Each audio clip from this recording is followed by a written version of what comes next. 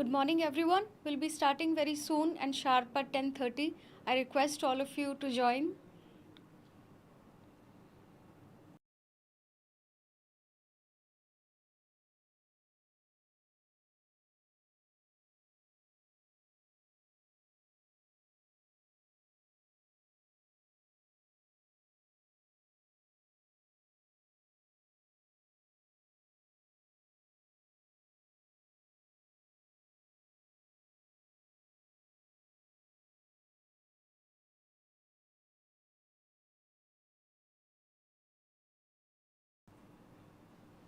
I repeat, we'll be starting at 10:30 a.m. I request all of you to join soon.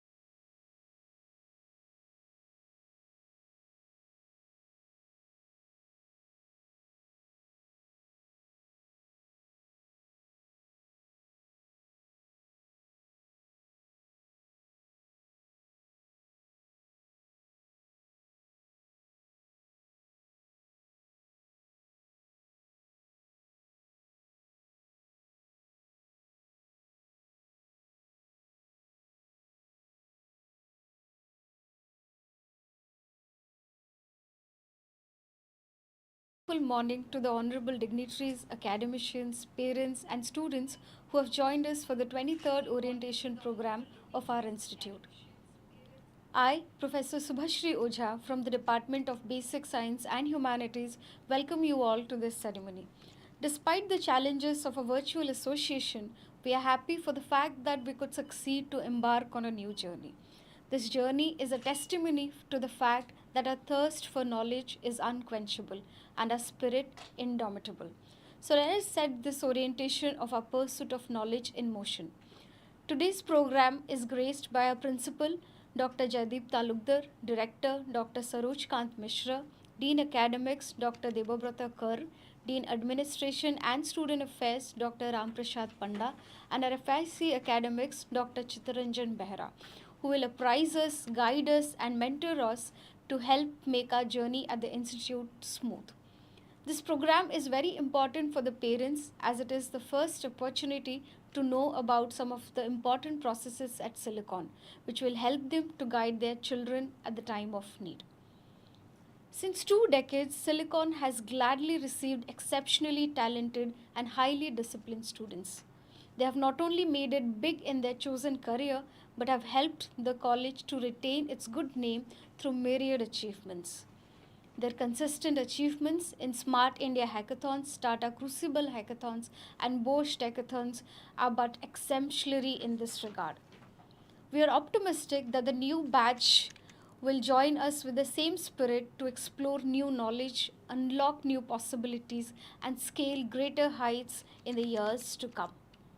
Silicon is the place where aspiring engineers can live their dream. In this 20 years affiliation to BPUT, Silicon made its mark as a premier institute in the state in imparting engineering studies. Our institution has an excellent academic profile substantiated by numerous accreditations. About our placement record, they are first rate and inclusive as we have our students working in top notch corporations in India and abroad. When it comes to higher education, our students have left no stones unturned.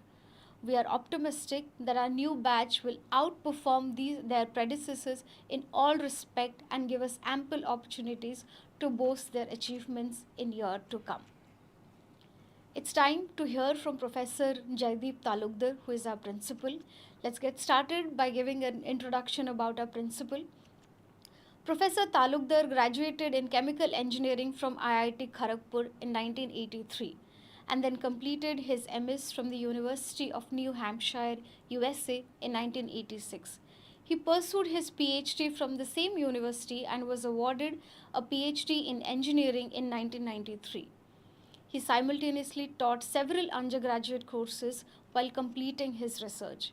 Professor Talukdar's illustrious career of 34 years has been a unique combination of industrial and academic experiences. He worked at the Solar Energy Research Institute in Golden, Colorado, USA in 1988, where he designed a plant for the solar energy based detoxification of water. From 1991 to 1994, he worked at Relay Stoker Corporation at Worcester, Massachusetts, USA, and fluidized bed coal combustion. Later on, he joined GS Environmental Associates at Portsmouth, New Hampshire, USA, for environmental consultation related to underground to groundwater flow and contaminant transport modeling, and worked there for 17 long years. Sir joined Silicon in 2013 and presently he is serving, as I mentioned, as the principal. Sir has numerous publications to his credit, majority of which are published in valued international journals.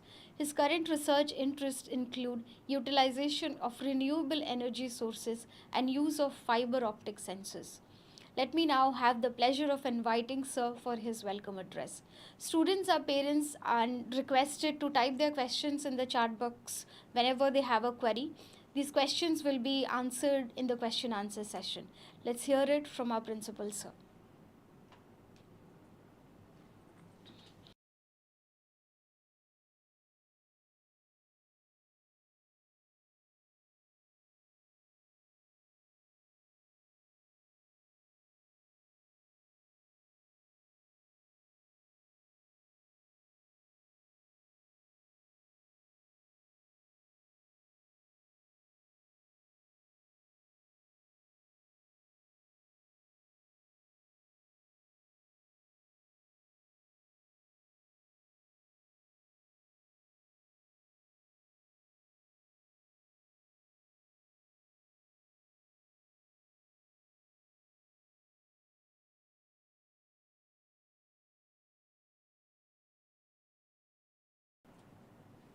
Good morning, everyone. I wish all the parents, guardians, incoming and prospective students a very hearty welcome. Welcome to Silicon Institute of Technology, Bhubaneswar, and our orientation program for the 2022 batch of students. This year, like last year, we are conducting this event using an online mode. However, a more extensive induction program will be held offline in the near future. So I'll say a few words about Silicon. Silicon Institute of Technology, Bhubaneswar, was established in 2001 with the objective of providing value-based technical education. It has carved a unique niche for itself in the academic map of India, and its academic prowess is now well known. We have achieved some significant milestones over the past 2 decades. Silicon Institute of Technology is an autonomous institute, having been granted academic autonomy by UGC in May of 2018. We are ranked within the top 200 engineering institutes in India for 3 consecutive years by NIRF, this year with a rank of 161. Moreover, 3 of our UG programs, CSE, ECE, and EEE, are accredited by NBA. This means that we adhere to the strictest standards of outcome-based higher education of uncompromising quality. Silicon is also accredited by NAC with a grade A. We adhere to a 5L quality policy of lectures, laboratory, library, learning, and leadership. We are continuing to develop our superior infrastructure, including technology-enabled lecture theaters and discussion rooms, to help with the dissemination of knowledge in comfortable settings. Qualified and experienced faculty is supported by a well-equipped digital library and numerous laboratories for applied sciences and engineering, including a state-of-the-art VLSI lab, a sophisticated English language interactive lab with individual workstations trains the students in communication skills. Silicon offers 6 UG and 6 PG programs, mostly in the circuit branches. BTech programs are offered in computer science and engineering, computer science and technology, electronics and communication engineering, electrical and electronics engineering, and electronics and instrumentation engineering. PG programs are offered in MCA, MTech in CSE, ECE, EEE, and MSc in data science. Also, we have recently started our own PhD program in various disciplines with an enrolled strength of about 50 PhD scholars. All our faculty members are very well qualified from established technical universities in India and abroad. A significant number of them hold PhD degrees and have experience in both academia as well as industry. Academics is of paramount importance to us, and we try to make the education here as learner-centric as possible. The teacher plays the role of a guide, counselor, mentor, and facilitator. Dedicated faculty members in the form of faculty advisors take on that role right at the outset, and you will be acquainted with the process in depth soon. So presently, there are 3 distinct options that a graduating engineer can exercise. Get employed, go for higher education, either in India or abroad, or become an entrepreneur. More and more, we are seeing that young entrepreneurs are coming to the forefront. We have a very active entrepreneurship development cell, which can help the student in this regard. As regards research and innovation, the institution's Innovation Council was awarded a 5-star rating by the Government of India, and we were also given the award for the Best Performing Institutions Innovation Council. Engineers continue to be in very high demand, and it is still one of the most preferred professions. In my view, that trend will likely continue over the next decade or so. Here at Silicon, we do our share to supply the needs of society by producing very qualified engineers. Our outstanding academics typically result in excellent placement statistics, and a vast majority of our students get employed before they graduate. A significant number of them also get very high and enhanced pay packages. Our students are also involved in a variety of co-curricular and extracurricular activities. These include state level and national level quiz and debate competitions, intercollegiate sporting events, and participation in government sponsored programs like Hackathon. Silicon students groups have won the national level hackathon competition multiple times, which is a truly sensational achievement. To summarize, we at Silicon Institute of Technology believe in a student centric approach to education, creating both a competent engineer and a well rounded person who can contribute meaningfully to society. We go that extra mile to provide students with an opportunity to combine career advancement with professionalism and an all round personality development. We believe that we produce good engineers who are also good human beings. Thank you.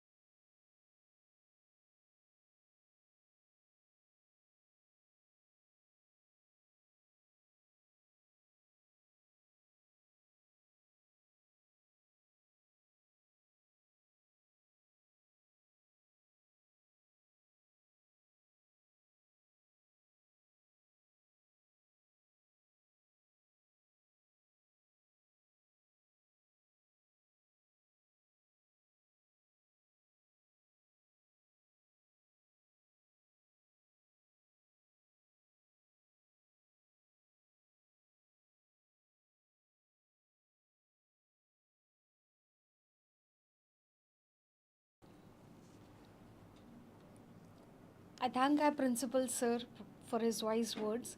Now it's time to hear from Professor Debobrata Kar. He's our Dean Academics. Let me tell you that Silicon is one of the very few places where all academic activities are conducted with strict rigor and discipline. From 2018, as an autonomous institute, these rules have undergone miscellaneous changes.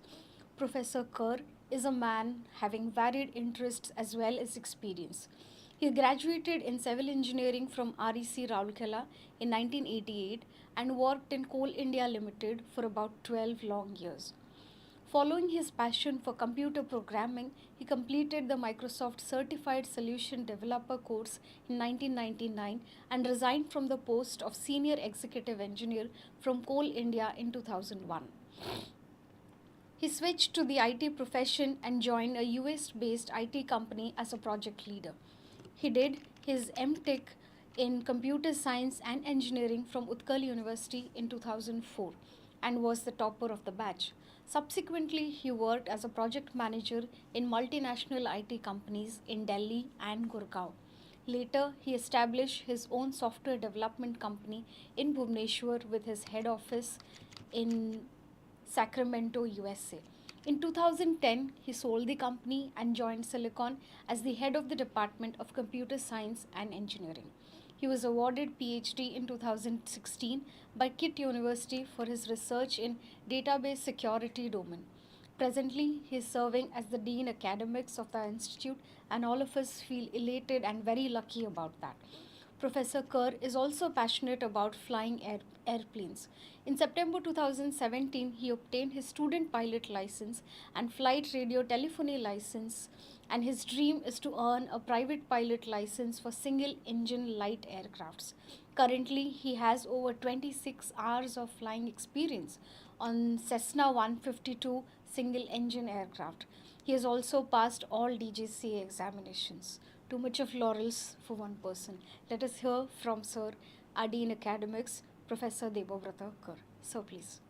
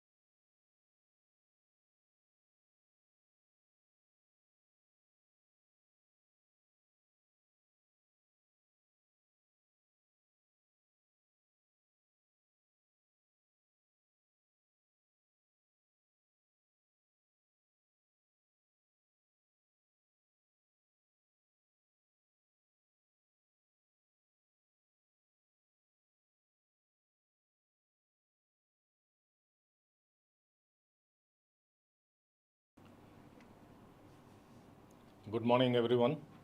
I am Dr. Devabrotkar, Dean Academics of Silicon Institute of Technology. I will be talking to you regarding academics at Silicon Tech. Later on during the induction program, I will be giving a more clearer presentation on various academics rules and regulations. But here I will cover the topics in brief. I will be talking about some important information that every student must be careful about. I'll talk about the subjects and credits, eligibility for examinations, passing standards, the grading system, summer internship courses. I will also talk about MOOC courses, the promotion policy, which is very important for every student to know, and whom to contact for what purpose, and there will be a slide for the parents. Engineering is a professional degree and it requires continuous hard work to become successful. All of you know that about 3 months have been wasted due to the side effects of COVID-19 situation. All of us suffered because of that. But students must get their degree in time. We cannot let the students get their degree after 3 months. Reducing the curriculum is not an option. We must work harder to make up the losses. Therefore, for the next 2 to 3 semesters, we may have classes on all 6 days per week. We may have reduced number of holidays and summer break. There will be less gap before exams and in between exam papers. All of us have to work together to make up the losses. It can be stressful. Therefore, regular studying is highly essential. One of the important information for the students is that you have to read 3 documents very carefully. One is the academic rules and regulations, examination manual, and the student's handbook. When you go to Silicon Bhubaneswar campus website, all of these documents are there on the website. You should download them and keep a copy and read the rules and regulations thoroughly. Ignorance of rules is no excuse. If you don't know a rule, then you cannot say that I did not know this, and you can put yourself into trouble. Check your ERP page every day. There will be a presentation on the ERP very soon after my presentation. Check for notifications in the ERP every day. Download and follow the academic calendar. Academic calendar is also uploaded on the website. Use English for communication as much as possible. Take help from faculties and staff wherever needed, whenever needed. Any difficulty you face, please talk to your faculty advisor and keep in touch with your HOD and faculty members. Do not act upon any news or forwards received from other students, social media or groups without confirming them from institute website, notification in the ERP, DMS. DMS is the document management system, notice boards of the institute, or confirming them from the concerned faculty, faculty advisor, HOD or staff. In the past, we have seen that some students, even out from outside institutes, circulate fake messages or fake news, and the students who believe that they are true land in trouble. So please confirm anything that you receive in these social media groups, and then only you act upon them.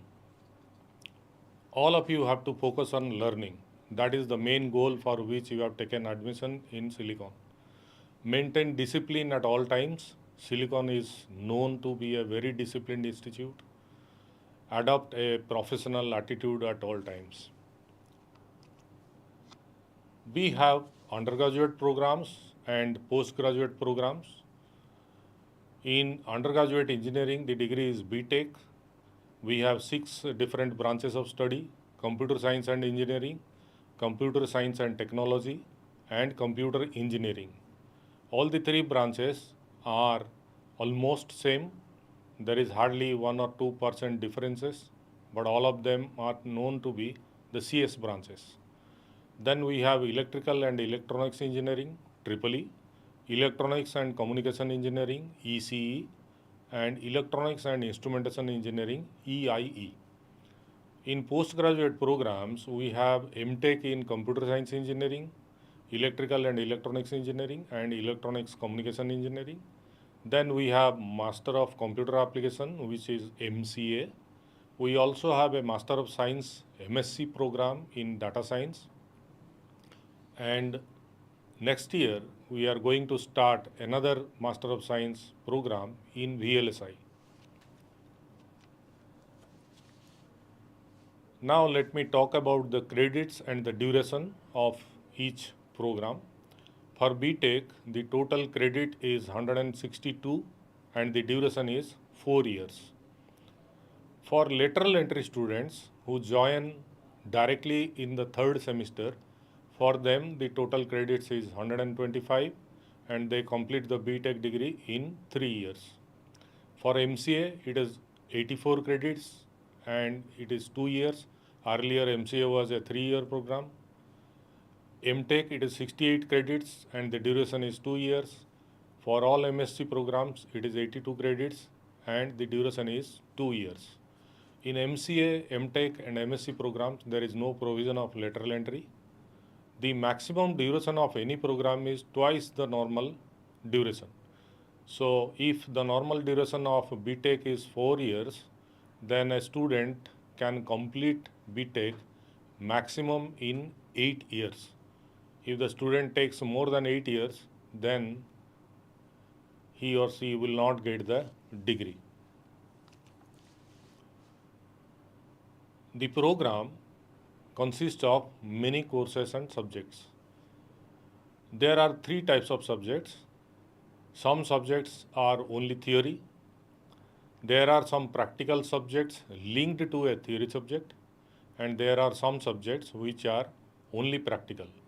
For example, mathematics is only a theory subject, but C programming is a theory subject and has a practical of that also. And there are some other courses like emerging technology lab, which is practical only. Every course has a credit assigned to it, and the credit of a course ranges from 1 to 4. For theory classes or theory subjects, 1 hour per week per credit. That means if you have a 3 credit subject, then you will have 3 classes for that subject every week. In practicals, it is 2 hours per week per credit. So if you have a 1 credit lab, then you will have 2 hours of lab per week. Every course, irrespective of its credit, is evaluated from 100 marks. And there are some courses which are called mandatory courses. They have 0 credit. In BTech, we have 4 mandatory courses. One is like Constitution of India, Environmental Science and Engineering, Universal Human Values and Professional Ethics, and Yoga. These courses do not have a credit, but because they are mandatory, a student has to complete them and also score a pass mark.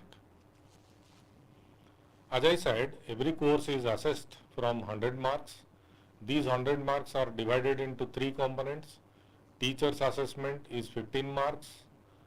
Midterm examination is of 25 marks. End-term examination is of 60 marks. And the teacher's assessment can be of like quiz, surprise test, and assignments. Appearing examinations is compulsory. In case you miss the midterm exam, then you can appear a repeat midterm exam, which is held around 3 weeks after the regular midterm exam. But whatever marks you score in the midterm examination, 20% of that will be deducted as a penalty and the rest will be taken to the total of that subject. In case you miss or fail in the interim examination, you can appear a supplementary examination, but there are conditions to appear the supplementary exam. Maximum 6 subjects with F grade is allowed. That means if you have F grade or failed in several subjects, out of them maximum 6 subjects you can appear in the supplementary examination. If you are debarred from end term examination, which is denoted by X grade, then you cannot appear the supplementary examination. There is a continuous assessment of all subjects. As I said, teacher's assessment is 15 marks. The teacher can give you assignments, mini project, quiz tests, surprise tests, etc. There is no provision for appearing missed tests conducted by the subject teacher.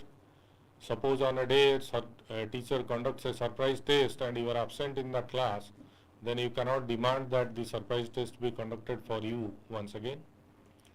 All the laboratory and practicals also have 100 marks, and the marks are divided into 5 components. Attendance is 10 marks, daily performance 30 marks, how you are performing in the lab. For lab record there is 15 marks. At the end of the lab there will be a lab test or a mini project will be given, which will carry 30 marks, and there will be a viva conducted by the teacher which will carry 15 marks. If you have missed any lab class due to sickness or anything, then you can do a makeup lab class if you apply to the HOD within 2 weeks of the day you missed. Now there is an eligibility to write the end term examination, and the criteria is that you must have minimum 80% attendance in a subject, and Silicon is very strict about the attendance. However, Dean Academics can allow you up to 65% for some specific reasons.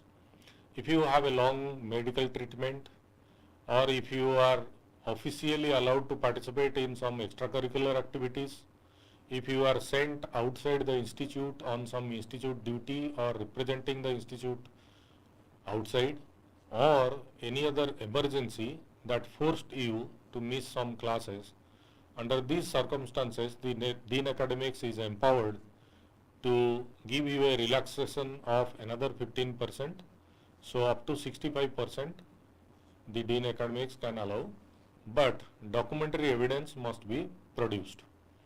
Attendance is given only when the student is actually present in the class, and if you feel that you may need to remain absent for a longer time, then always inform the faculty advisor and the HOD or Dean, so that they know that the reason for your longer absence is valid and unavoidable. Now I will talk about the passing standards. As I said earlier, every theory course has 15 marks in teacher's assessment, 25 marks is in the mid-term examination, which is conducted about 35 teaching days after the start of class, that is the middle of the semester, and at the end of the semester there will be an end-term examination carrying 60 marks. In order to pass a subject, that is a theory subject, you must score 40 marks. However, in teacher's assessment there is no pass mark. You can score full 15 out of 15 or even 0.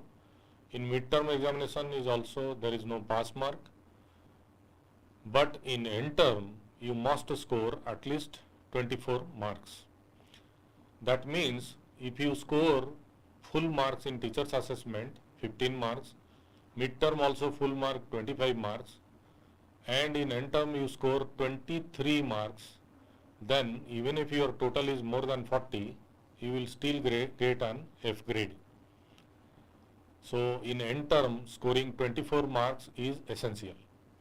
For practical subjects it is fully based on teacher's assessment, and in order to pass a practical subject you need 50% of the marks. In mandatory courses also you have teacher's assessment, midterm and end term. However, the pass requirement is 50%, and in the end term you must score 30 marks out of 60. So if you see, in order to pass a subject, theory subject, your minimum target from the teacher's assessment and midterm is 16 marks. So if you can score 16 marks from the teacher's assessment and midterm examination, and you score the required 24 marks in the end term, then the total becomes 40 and you get a pass mark. But if you score less than 16 in teacher's assessment and midterm, then the pressure of scoring more than 24 in the end term will come. You must score like 28, 30 or maybe more than 30 also, so that the total becomes 40. Similarly, for mandatory courses, because the pass percentage is 50%, your minimum target to score from teacher's assessment and midterm is 20 marks, and if you score just 30 out of 60 in the end term, then the total becomes 50 and you get a pass grade. If you score less than 20 in teacher's assessment and midterm, then your pressure on the end term will be higher. Now I will talk about the grading system. We follow a grading system. If your total marks is from 90 to 100, then you get a O grade, which stands for outstanding. 80 to 89 is excellent, you get a E grade. If it is 70 to 79, then it is very good, you get a A grade. If it is 60 to 69, it is good and you get a B grade. If it is 50 to 59, then it is fair, you get a C grade. If it is 40 to 49, then it is below average and you get a D grade. And if you fail by scoring less than 40 in total or less than 24 in the end term, then you get a F grade. If you are absent in the exam, then you will get a S grade. And if you are debarred from the end term exam due to attendance shortage or malpractice in the exam or any disciplinary action against you, then you will get X grade. Now all these grades have a point associated with them. For O grade, the point is 10 points. For E grade, it is 9 points. A grade 8 points. B grade 7 points. C grade 6 points. And D grade 5 points. F, S and X grades are considered as backlog, and all of them have 0 points. Now how the grade point average is calculated. This is an example table which shows the calculation of grade point average in any semester. Let us say there are 6 subjects and the subjects, the second column shows their credits. So subject 1 and 2 are of 3 credits. Subject 3 is a 4 credit subject. Subject 4 is a 3 credit subject. Subject 5 is a 2 credit subject. And subject 6 is a mandatory subject having 0 credits. And let's say you have scored marks like this: 85, 66, 81, 95, 84 and 75. Now for these marks are total of teacher's assessment plus midterm plus end term. Now 85 is 80, above 80 and below 89. So you will get E grade for that. Similarly, 66 marks in subject 2 will give you a B grade. 81 marks in subject 3 will give you E grade. 95 marks in subject 4 will give you O grade. 84 marks in the subject 5 will give you E grade. And in subject 6, let's say you have scored 75 and therefore you get a grade. Now I told you in the previous slide that every grade has a point associated with that. So what we do is, the point of the grade is multiplied with the credit of the subject. So for example, subject 1 is a 3 credit subject and you have got E grade. E grade has 9 points and the subject 1 is a 3 credit subject. So you multiply 9 into 3, you get 27 points for subject 1. Similarly, we calculate the points earned in all the subjects, and you will see that in subject 6, because the credit is 0, even if you get a grade, 8 into 0 becomes 0 points. And then you take the sum of all the points earned in that semester. So here in this example it comes to 132. Now the grade point average is the total points divided by total credits of that semester. So in this example the total credit is 15 credits. So you divide 132 by 15 and you will get 8.80 as the grade point average. Now there are two grade point averages given to you. One is called SGPA, the other is called CGPA. SGPA stands for semester grade point average and it considers only one semester. So for first semester you will have an SGPA, for second semester you will have another SGPA and like that. But CGPA stands for cumulative grade point average and it will consider all previous semesters. For example, if you are in third semester and the end term examination is complete and the results are declared, then the CGPA will be calculated by total points earned in first semester plus second semester plus third semester divided by the total credits of first semester plus second semester plus third semester. So CGPA will consider all previous semesters. Now the maximum SGPA or CGPA one can earn is 10 because O grade in all subjects you will get 10 points for every subject. Therefore the maximum SGPA and CGPA is 10.00. Now if you score a CGPA of 6.50, it is equivalent to first class. Now the formula is that you deduct 0.55 from the CGPA and whatever remains you multiply that with 10. So 6.5 minus 0.5 is 6 and you multiply by 10, then it becomes 60. So it is 60%. So that is equivalent to first class. In order to pass a subject, I told you earlier that in theory you must score minimum 40 marks in total with 24 marks in end term. That means if you get a D grade in a theory subject, you are considered pass in that subject. For any practical or mandatory course, the pass percentage is 50%. Therefore, you have to score minimum C grade to pass a practical subject or a mandatory course. Note that a failure in mandatory course is counted during the semester or year promotion like any other subject. And I will talk about the semester and year promotion after a few minutes.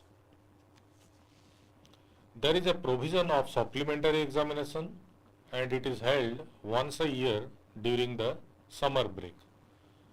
If you have failed or remained absent in any subject, you will get F grade or S grade. Then you can appear for that subject in the supplementary examination. If you have F grade, then maximum 6 subjects are allowed for supplementary examination. So let's say a student has failed in 8 subjects of first and second semesters, and when in the summer the supplementary examination is held, the student will be allowed to appear supplementary examination in maximum 6 subjects out of those 8 subjects. In case you have remained absent, that is you got a S grade, then there is no limit of how many subjects you can appear in the supplementary examination, but it needs approval of the competent authority. You have to prove that the reason for which you remained absent is a valid and strong reason, then only you will be allowed to sit in the supplementary examination.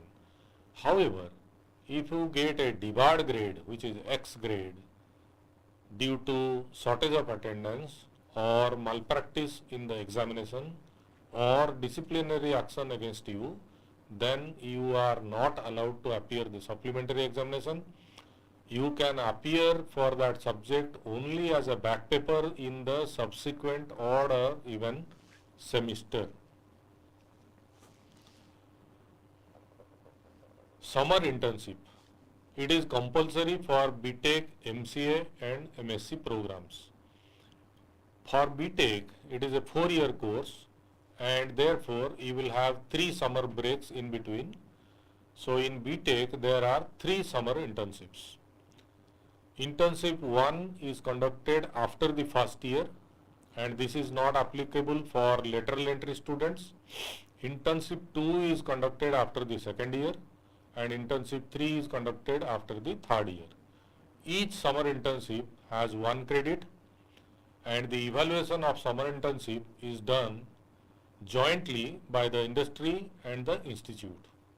60% of the marks, that is 60 marks, is evaluated by the industry after completion of the training program and rest 40% is evaluated by the institute in the next odd semester. There is a training diary you have to maintain and you have to submit a report after completion of the training program. You have to give a brief presentation, maybe 5 to 10 minutes, and a viva will be conducted by the department. Based on your training diary, training report, presentation and viva, the department will award you some marks out of 40. And the industry person who has given you the training will give you marks out of 60 and the total will be counted for the total marks or the grade you have earned in that summer internship program. And all these 3 summer internship programs are compulsory. If you miss any summer internship program, then in the next summer you have to again do 2 programs which might be difficult. So please make sure that you attend the summer internship programs. And for the benefit of the students, Silicon launches about 20 to 25 different programs in trending technologies every summer, and these summer internship programs are jointly given by the industry and institute faculties and they are of very good standard. So I will suggest that you choose a good summer internship program based on your choice and attend that very diligently so that your skills are improved. Now I will talk about the MOOC course. MOOC stands for Massive Open Online Courses. Now the BTech program has 2 MOOC courses included in the final year. And these MOOC courses have to be done from the NPTEL or SWAYAM portal in a self-study mode. Many of you might have heard about the NPTEL or SWAYAM portal. All these courses have been created by professors of IITs, IIITs, NITs or other reputed institutes. The course must be of 12 to 14 weeks duration and the approved list of courses will be published by the institute. And because our first batch is now going to do these MOOC courses, we have already published a list. Students are allowed to complete the MOOC course in advance from 4th semester. These MOOC courses, because you have to do it in self-study mode, and that too the courses are designed by professors of IITs and other reputed institutes, their examinations are also of slightly tough standard and there is a possibility that a student is unable to clear the MOOC course in the final year. Therefore, we have allowed the students to start enrolling and going through the subject right from the 4th semester so that they have sufficient time to clear those exams. And the exams are conducted by SWAYAM portal. 40% is required to pass in the NPTEL examination. Pass certificate, you will get a pass certificate once you clear it. By email, you will get a PDF pass certificate with a QR code for validation. And this certificate must be submitted to the examination section through your faculty advisor and HOD.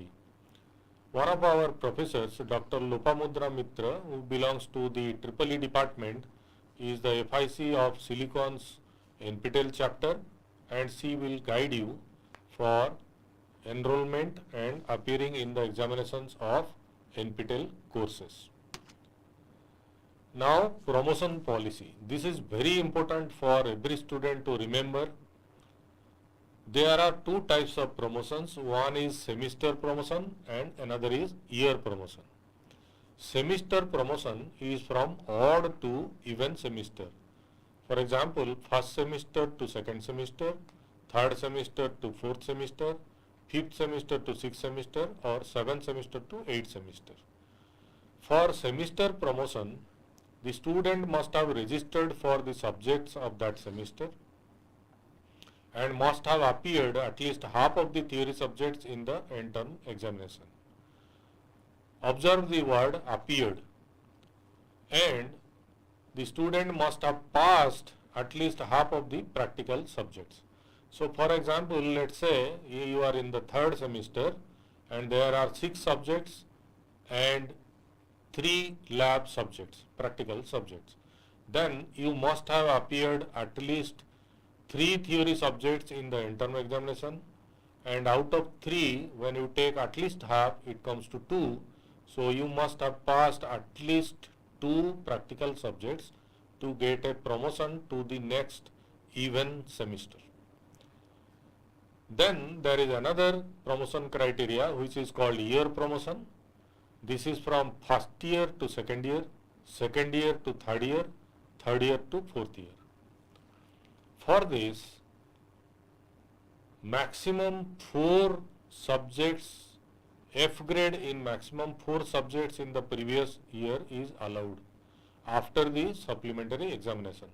So suppose a student is in first year, the student has completed the first semester, the student has completed the second semester and failed in some subjects.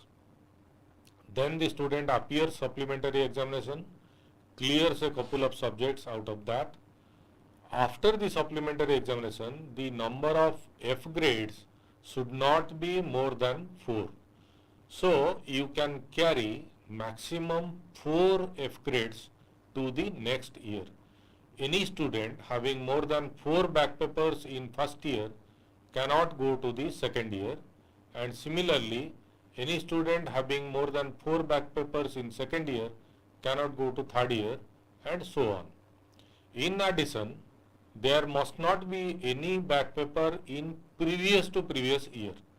That means any student having a back paper in first year cannot go to third year, and a student having a back paper, even one, in second year cannot go to third year.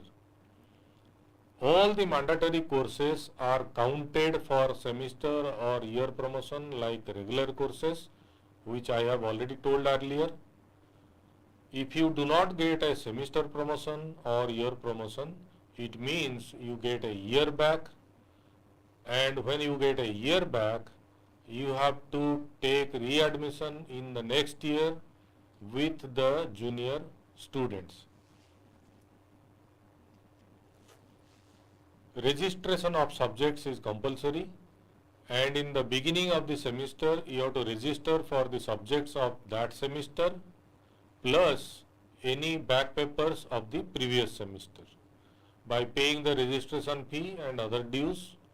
There is a stipulated date given by the institute, around 10 to 11 days are given from the beginning of the semester to complete the registration process, and after that you may have 6 to 7 days with fine. So you have to register for these subjects at the beginning of the semester, and then you have to appear the exams to clear the subjects. There is a facility of branch change in BTech program. A student can apply for branch change after the second semester end term results if the student has scored 8.5 CGPA or more and passed in all subjects in the first attempt. no fail or absent or X grade in the first and second semester, no indiscipline case against the student. So these students are eligible to apply for a branch change.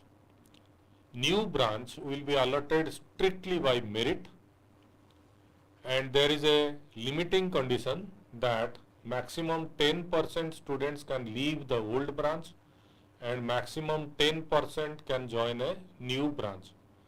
For example, in Triple E, the total number of seats is 180, and in computer science, the total number of seats is 180.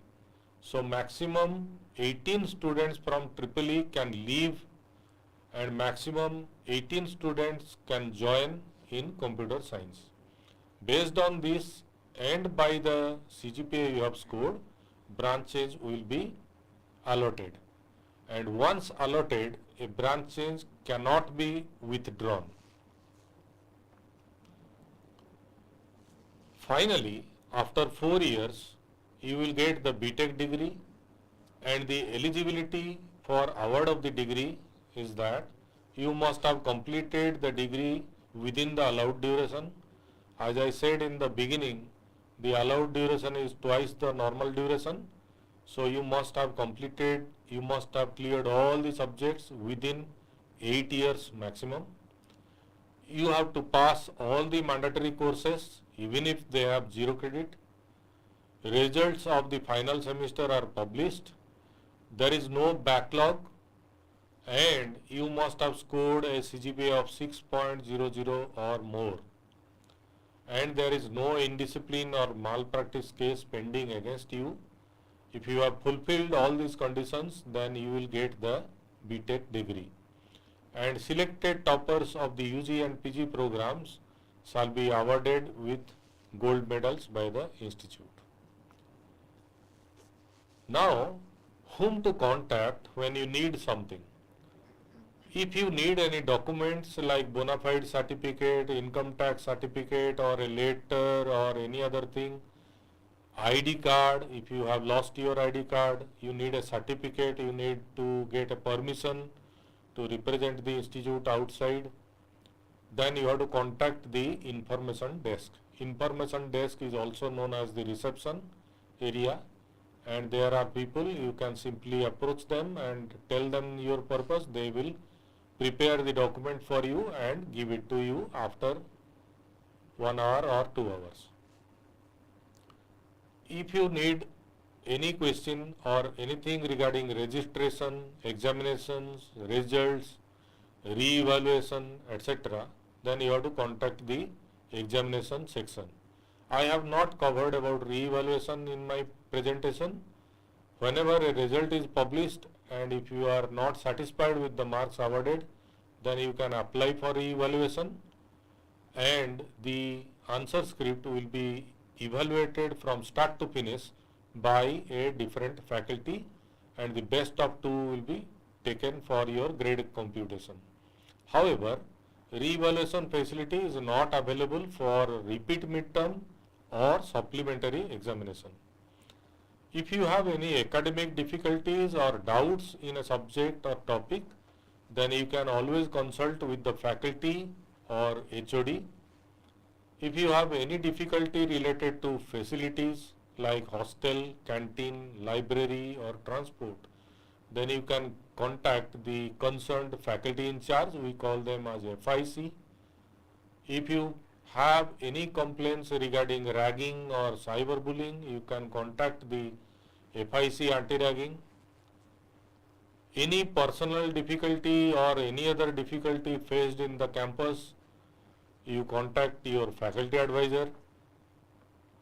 If you feel stressed or if you have other emotional issues due to any other problem, then you can contact the psychological counselor.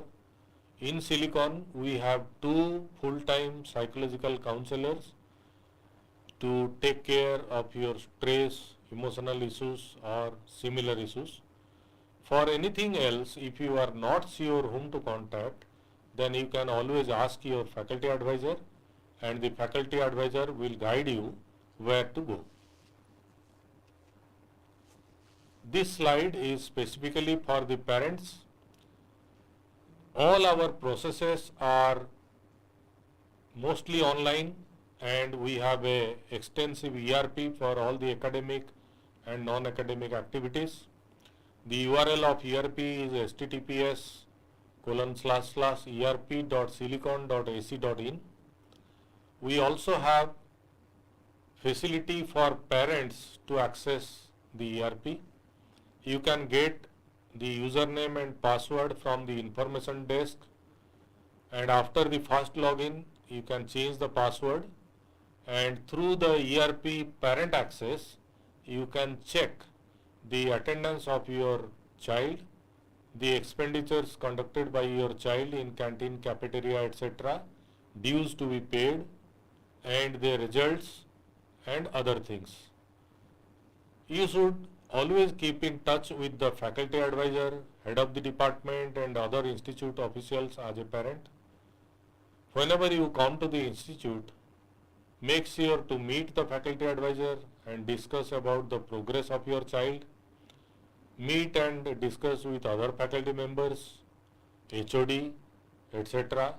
If your child reports to you regarding any kind of difficulty, then you can also contact the faculty advisor, any other faculty member or HOD or other officials of the institute, and those difficulties will be immediately addressed. We also conduct a parents meet every year. Since the last 2 years we had not been able to conduct this parent meet due to the COVID restrictions. From now on we will regularly conduct the parents meet. It is usually conducted during January, February. So please come and attend the parents meet, and invitation for the same will go to you in due course. For the progress of your child, faculties and all other officials of the institute along with parents, we have to work together. With this I will complete my presentation, and I welcome all of you warmly to the Silicon Tech family. Thank you very much.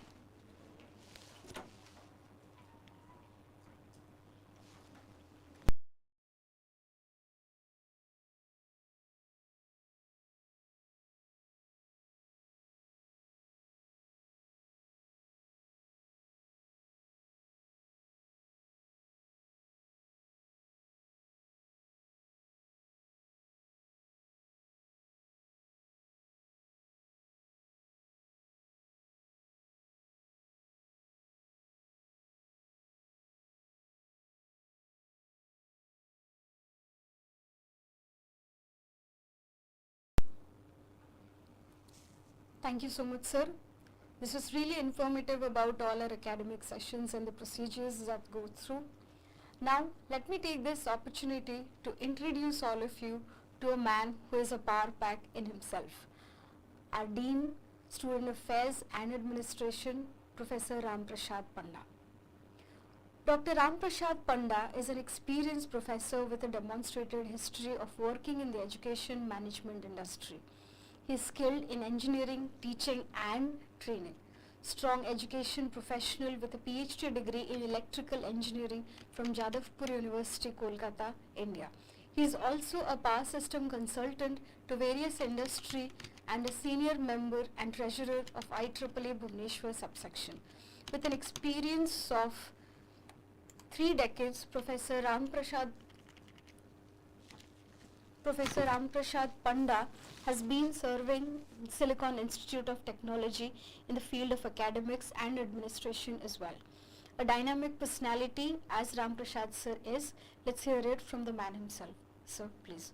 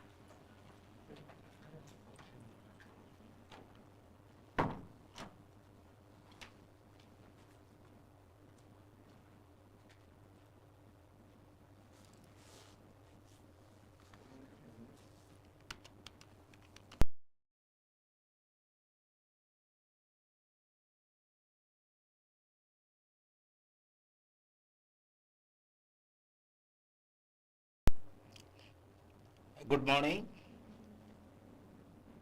Today is a really great day for all of us because this is your first official engagement with the institute.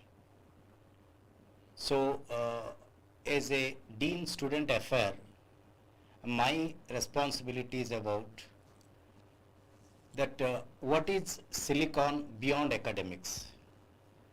Our Dean Academics already briefed that what education, what academics, what you need to do as a student in the next 4 years already being briefed.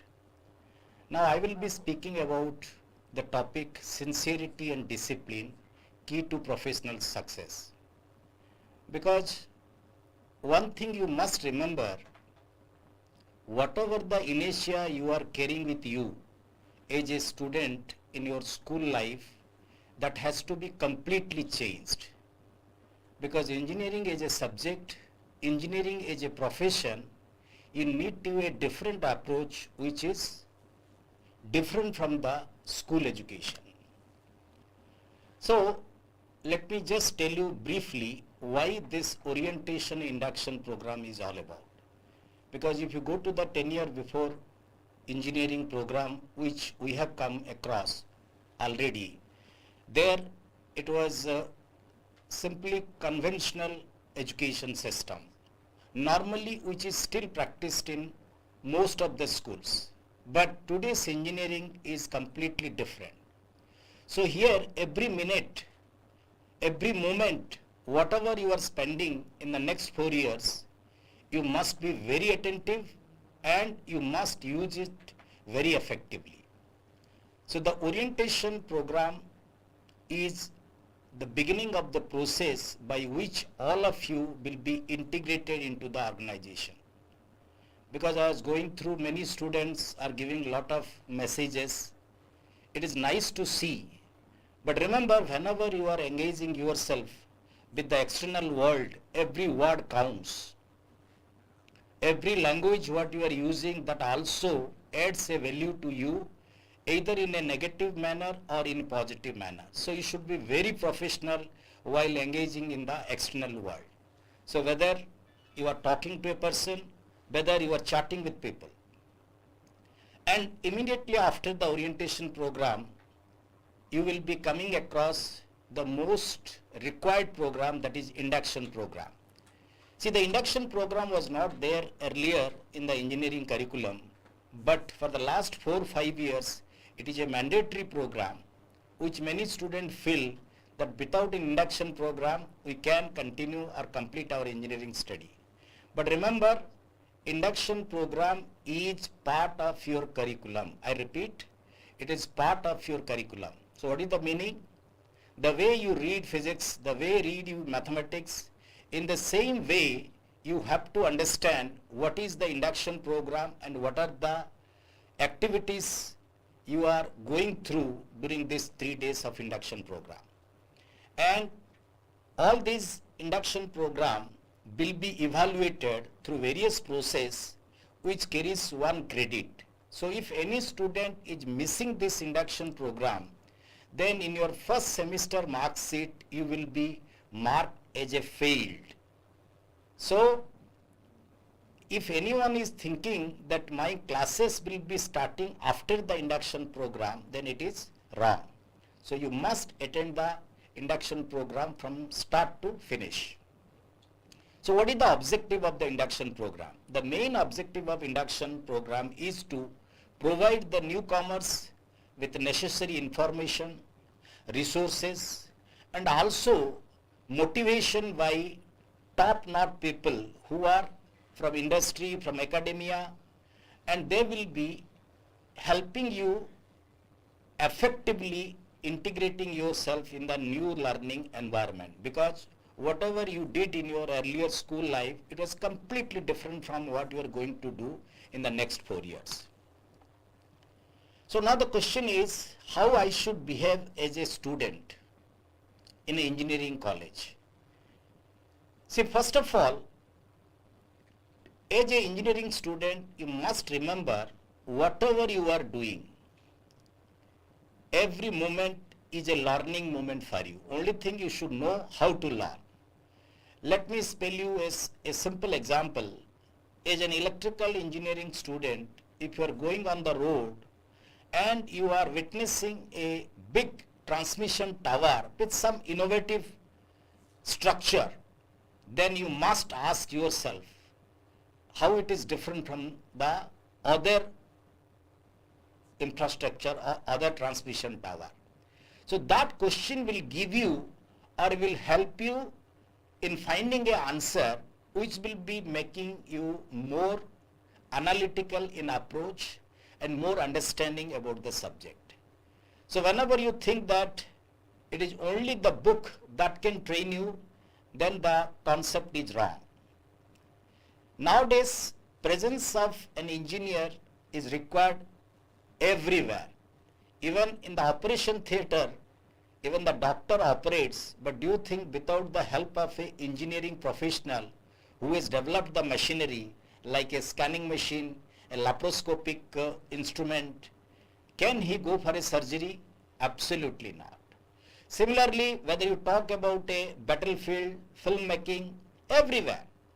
So whatever you see, that is being developed by an engineer. So that is why I told you engineering is not bookish, but it is the way of life. So a student must participate in all activities which is very much essential as an engineering student, be it academics, technical, cultural, recreation or social. This is because an engineer learns from everywhere and contributes everywhere. So do not think that participation in activities is waste of time. Sometimes people say, "Arey only padho, just you study." It's not true. So you study, of course, only to your study must be aimed to find the solution of a problem. So first of all, you should explore the problems. So how will you know the problems unless you participate in various activities? If you can manage time and select activities and events judiciously, it will do wonders for your career. We have seen people in Silicon, they are not only good at academics, but all top-notch competitions organized by various industries, they are getting huge success. And finally, when you see at the end of the program, they get multiple offers from great companies. Now, to maintain both, like various activities along with academics, the most important thing in life is discipline. It is important to maintain discipline in behavior, action, lifestyle, food, dress, everywhere. So sometimes if you ask, sir, how the people will say that discipline in food, of course. See, you have a regular canteen. In the regular canteen, you are offering lunch, dinner, breakfast. So that those foods are all balanced diet. That means you have non-veg items, veg items. But what you feel, you don't like a particular dish in the canteen. So most of the students, what they do, they prefer to take the food from the outside place like through Zomato and Swiggy. But what is happening, because of this unbalanced diet, because of the test, when they go for it, they invite lot of health related issues. So that is why we always suggest you must behave properly while taking your food also. Similarly, lifestyle, dress code, so everything should be maintained in a very disciplined manner. Professional success, happy family and good health are the priorities, and without discipline these are not achievable. You must be seeing many students are doing very well in their academics. They are getting a lot of success in the examination, even they are getting gold medals, getting good job, but mental health is very much affected. And do you think such student can have a successful professional life? Then the answer is no.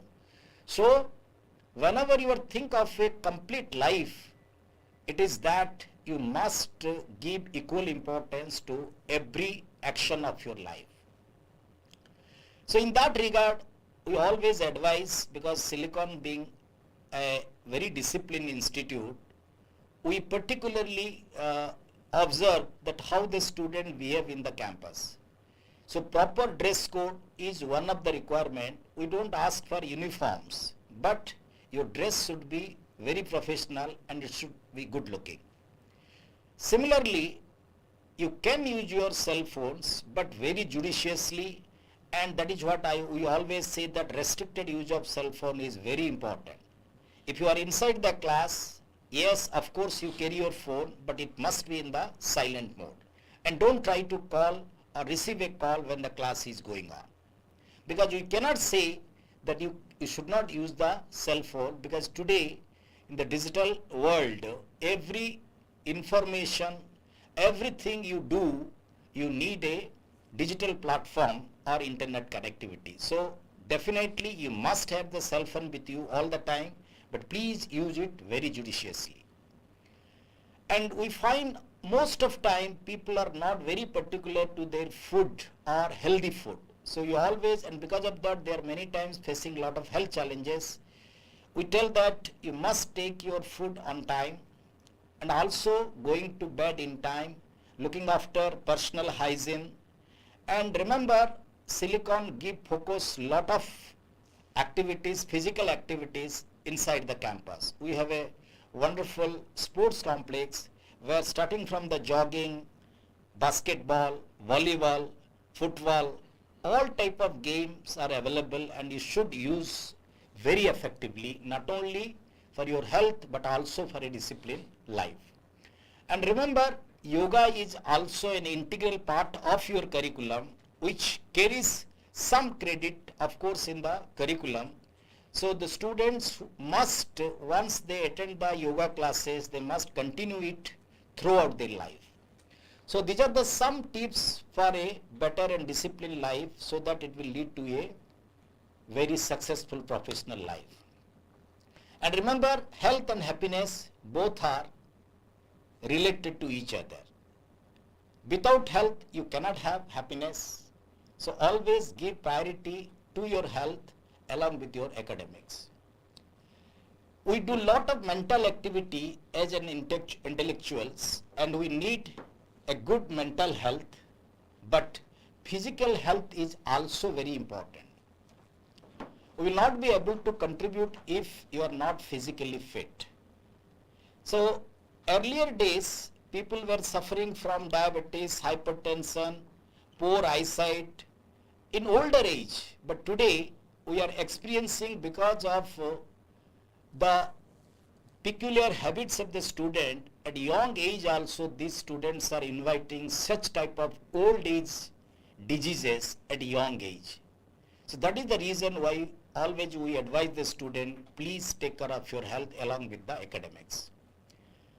Sometimes people say, work hard for 4 years, then enjoy your life for next 40 years. But this is a myth. This is not true. What is the reason? The reason is, if you work hard, then you don't enjoy. So sometime I remember our Prime Minister, when somebody asked, sir, how do you able to work so much and don't get tired? Then I remember his answer was that when you do a job successfully, then you don't feel the tiredness. That means you enjoy the work. For a small example, if a teacher has given you an assignment and out of 10 questions, you sit for 2 to 3 hours and you are able to solve 7 questions, and you upload the answers in the required link, and don't you feel you get lot of relax? So that means you don't feel tired. So normally those people, instead of thinking of hard work, rather if they enjoy their work during their student life, then they will enjoy their life throughout their professional career. Always we advise you must be content but not complacent.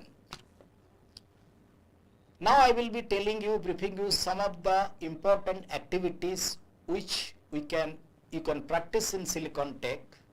We have many clubs that are organizing different activities throughout the year. So depending upon your hobby and interest, you can join those clubs. And those clubs include cricket club, music club, robotics club, cine club, health club, yoga club, photography club. Likewise, many clubs are available. So depending your inclination toward a particular area, you can join and excel in your area of interest.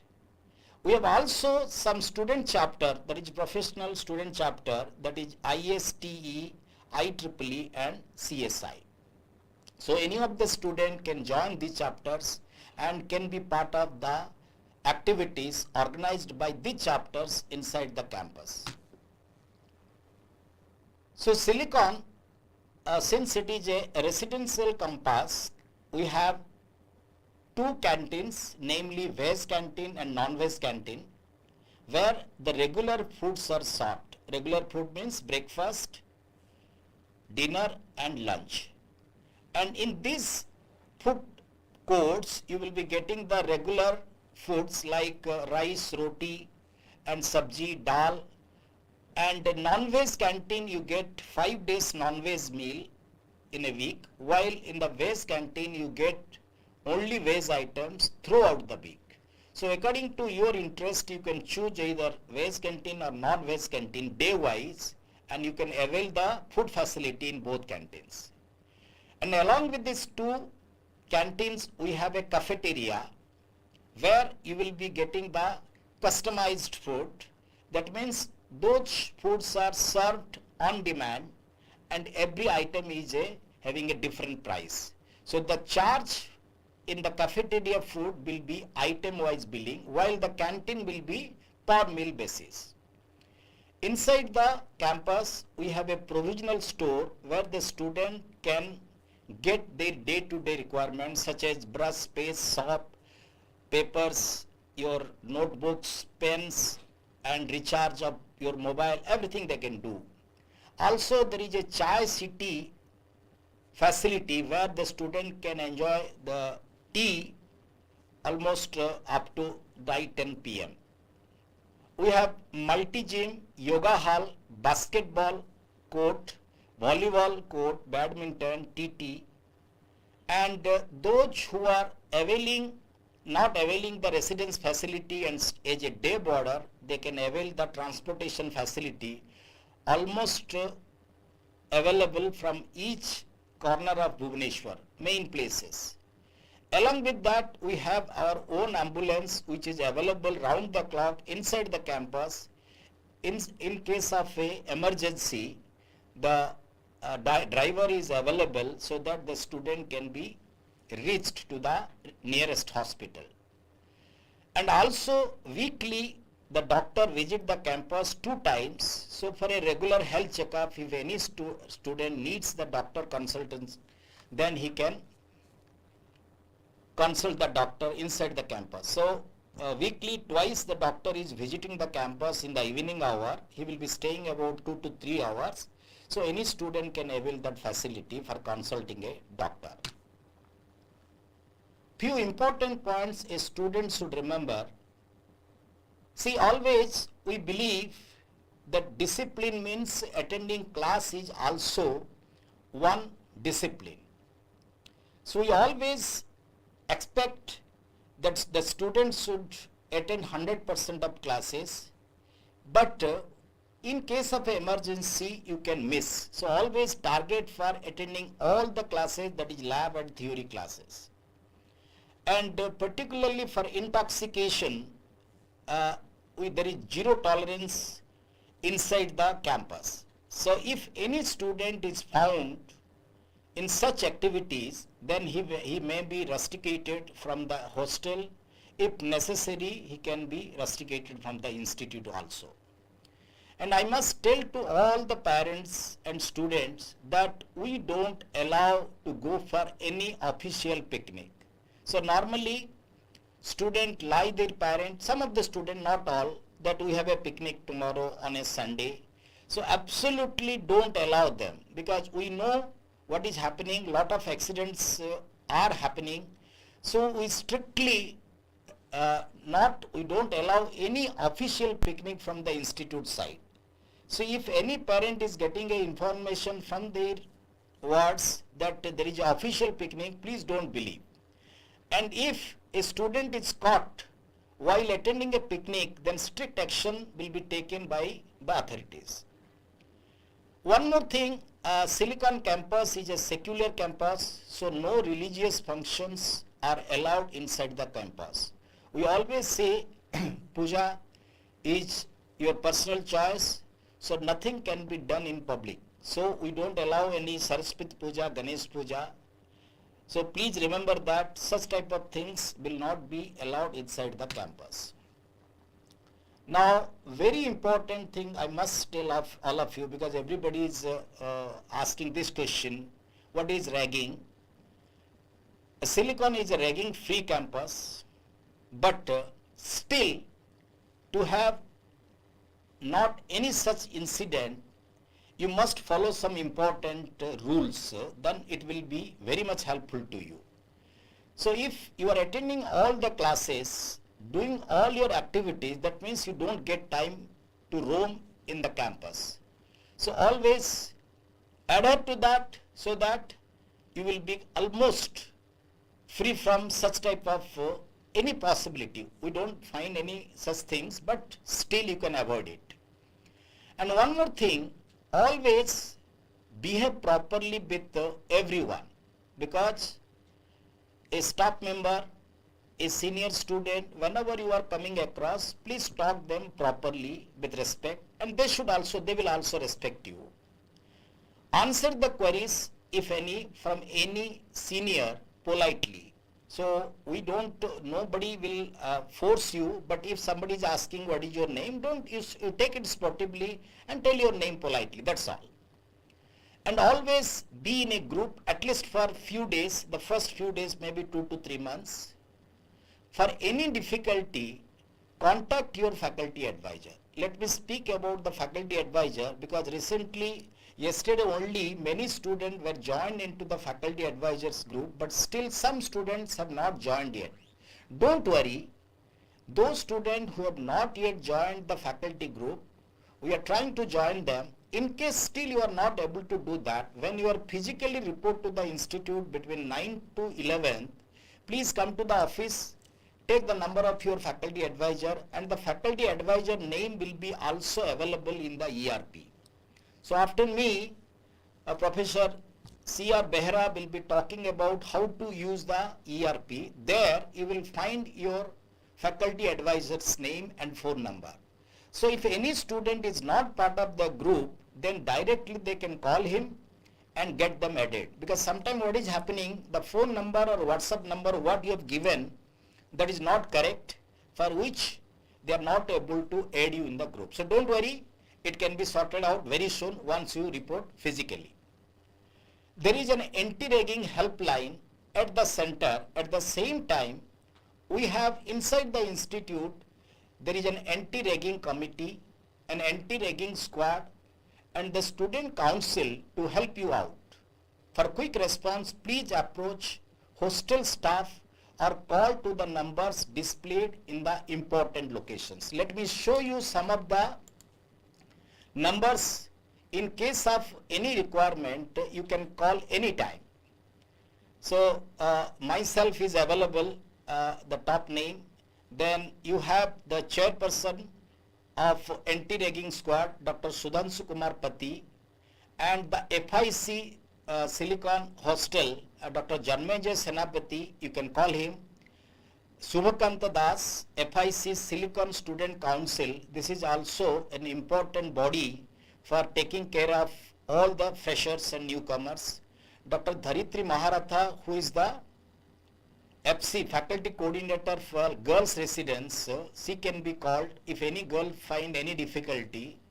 We have Bipin Bihari Tripathi, Mr. Chandrajit Swai, administrative officer, and most important, the last name, but he is very important because he is staying almost 20 hours a day with you. that is Mr. Jitendra Kumar Nayak. He is heading the hostel. So what you can do, any sort problems you are finding in the hostel area, please call him. He will be available around the clock for you. So one more thing before concluding, I must tell the parents. See, many times parents complain that, sir, we are not getting information from the college about our child. See, sir, one thing you must know, today is a digital era. Everything is at your fingertip. That means the ERP what we are using, that is accessed by the student through its login ID and password.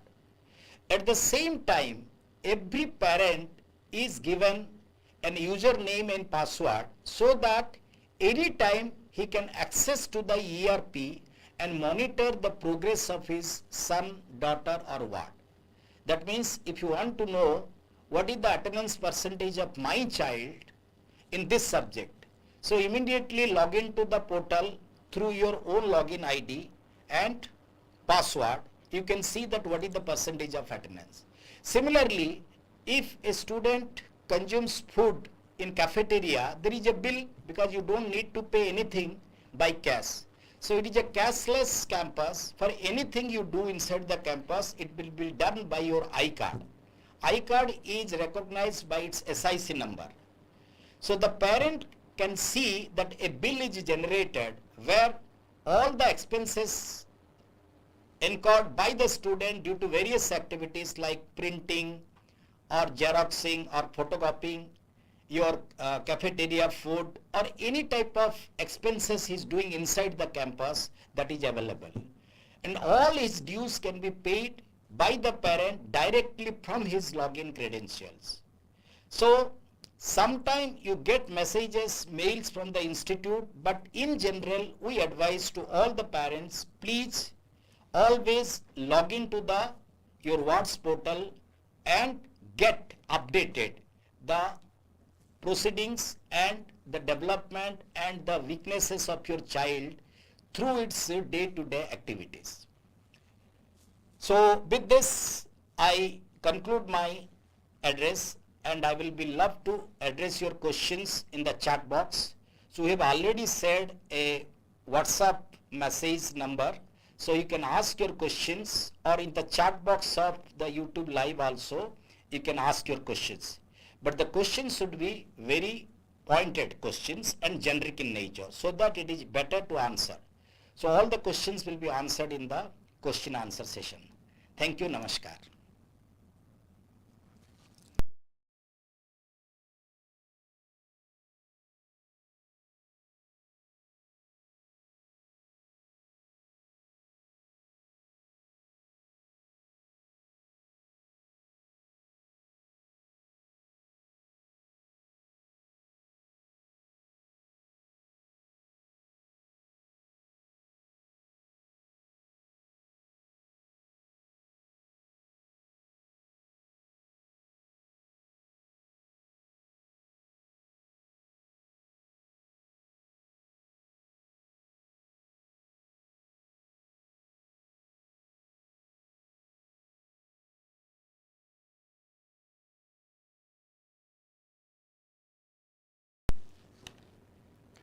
So now it's time to hear from our faculty in charge ERP system, Professor Chittaranjan Behra.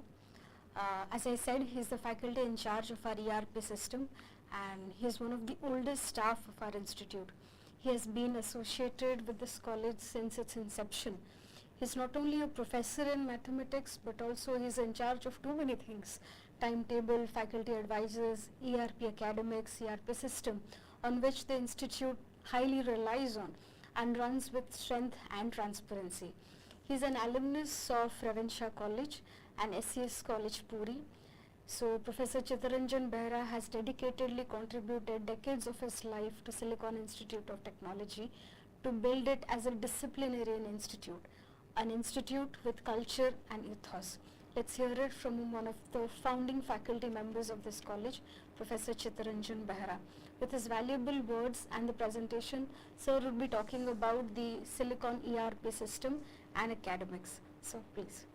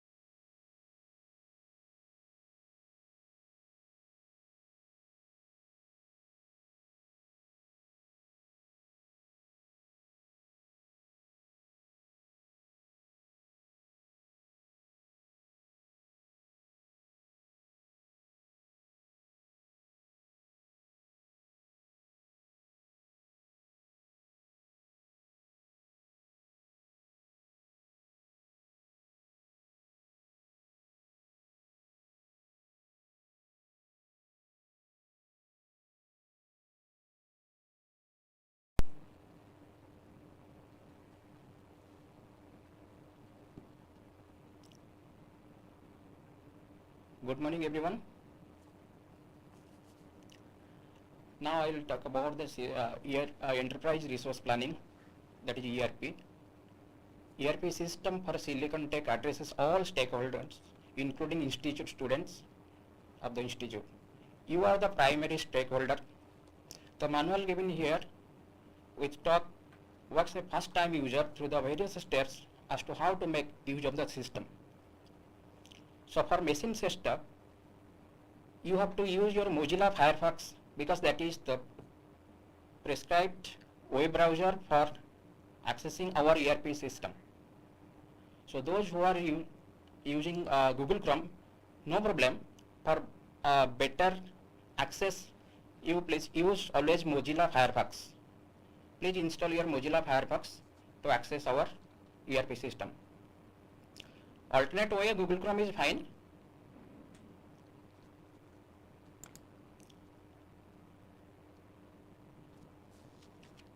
Now, to sign in our ERP system, it is available in Silicon website, or you can directly click erp.silicon.ac.in. You can type this URL in the browser, and all the parents are requested to please remember your user ID and the password, which is different from your student user ID and password. User ID for parents is, if your what's SIC number is suppose 21 ABCD98, then you please type in small letters 21 ABCD98 _ SITBBS. That is for parents. All the parents please note it. And password is by default password in small letters. For students, your user ID is only SIC number in small letter, that is 21 ABCD98. I got some questions that I cannot access my ERP. It's showing invalid credential. So please make sure that you are not copying and pasting it. You type it in the user panel, so it is, and it in small letters. Then password is a password. Your password rule, still I repeat it. When you type password, at least 9 characters, maximum 20, with a mix of alphabet, numericals and special character, and put one upper case. That is mandatory. Please remember that password. It is required to log in the ERP and ever after. Then after login, you check the dashboard. Once you log in the dashboard, contains your faculty advisor, but right now you cannot see the faculty advisor name. By 12th you will get it. 12th November you will get the faculty advisor detail will be visible to you with faculty advisor phone number. I think you know the faculty advisor name and a phone number because yesterday evening there was a faculty advisor interaction.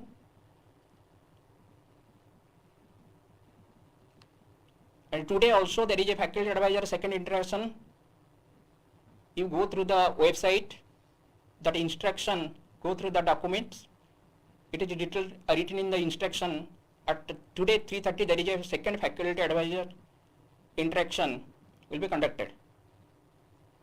Those who have not attended yesterday, today you should attend that.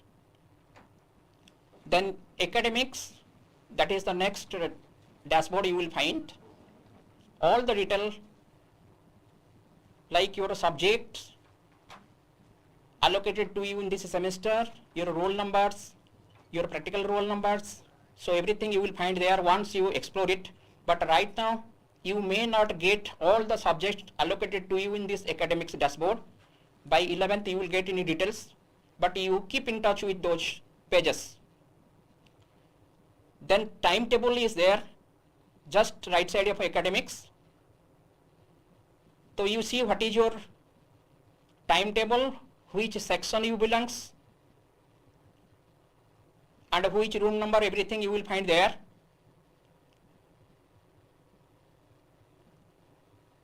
Then you will find the attendance. Once your class will start, you will find your attendance in detail. All the parents, so I will suggest to all the parents, frequently you check the attendance of your wards time to times, because attendance generally updated in a dynamic basis every day after completion of the class or completion of the day. Faculties or subject teachers put the attendance so parents can check the attendance of their wards sitting at their home. So you need not to ask to the institute what is the attendance of my ward. If parents fail to get the attendance, you can contact the institute through info cell. If is there any issue, you can discuss with on the ERP. Exam schedule, similarly you will find, in exam schedule you will find all the details at the time of exam, whether it is midterm exam or interim exam. You will find which room numbers, what is which row number, what is your column number of a sitting arrangement. In our system there is no practice of any manual seat display in the exam notice board. All the notices will be available in the ERP. So before coming to the exam center, you just check what is your allocation of room numbers, seat numbers, everything, then come to the exam and simply enter to the exam hall. This can save lots of time.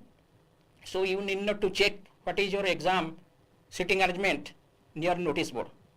Similarly, in results, parents are requested to check the results frequently. Results are available in the ERP of your ward in detail, so student can check the results. Also student can check, parent can check the answer scripts, what your ward has written, how much mark in which question against he or she has got, so everything they can check. Also if not satisfied, they can for rechecking they can apply within the deadline prescribed by the exam section. Similarly, library, all the books are available in our library. You can use the library facility. So at the induction program detail, the FIC library will explain it. Hostel, you can register, you can apply leave. So a detail about the hostel in the induction program, also the FIC hostel residents will explain it. Dues, canteen, so all these facilities are available in that dashboard. You can register for the canteen also. Online quiz exam, at the time of online quiz you can appear the online quiz through that link. Whenever online written examination will be conducted, also you can use this platform, but our exam now is offline. Online we were using at the time of COVID. Next is a profile. Check your mobile number, that should be the student mobile number. Now we face some problem. When we started to create WhatsApp group yesterday, we got to know that many mobile numbers are parents' mobile number. There are two fields exist in the form fill up. One is mobile number for students only with WhatsApp, and registered mobile number means it is only for parents' mobile number, not for student. But we saw there are repetition of a mobile number. So those who have given mobile number of their parent in the place of mobile number of the student, when you will join physically, you correct it first, you correct your profile first. Also you can send a mail to info@silicon.ac.in to change that mobile number. So mobile number of a student with WhatsApp is a must. Then you will find holidays detail, then course feedback.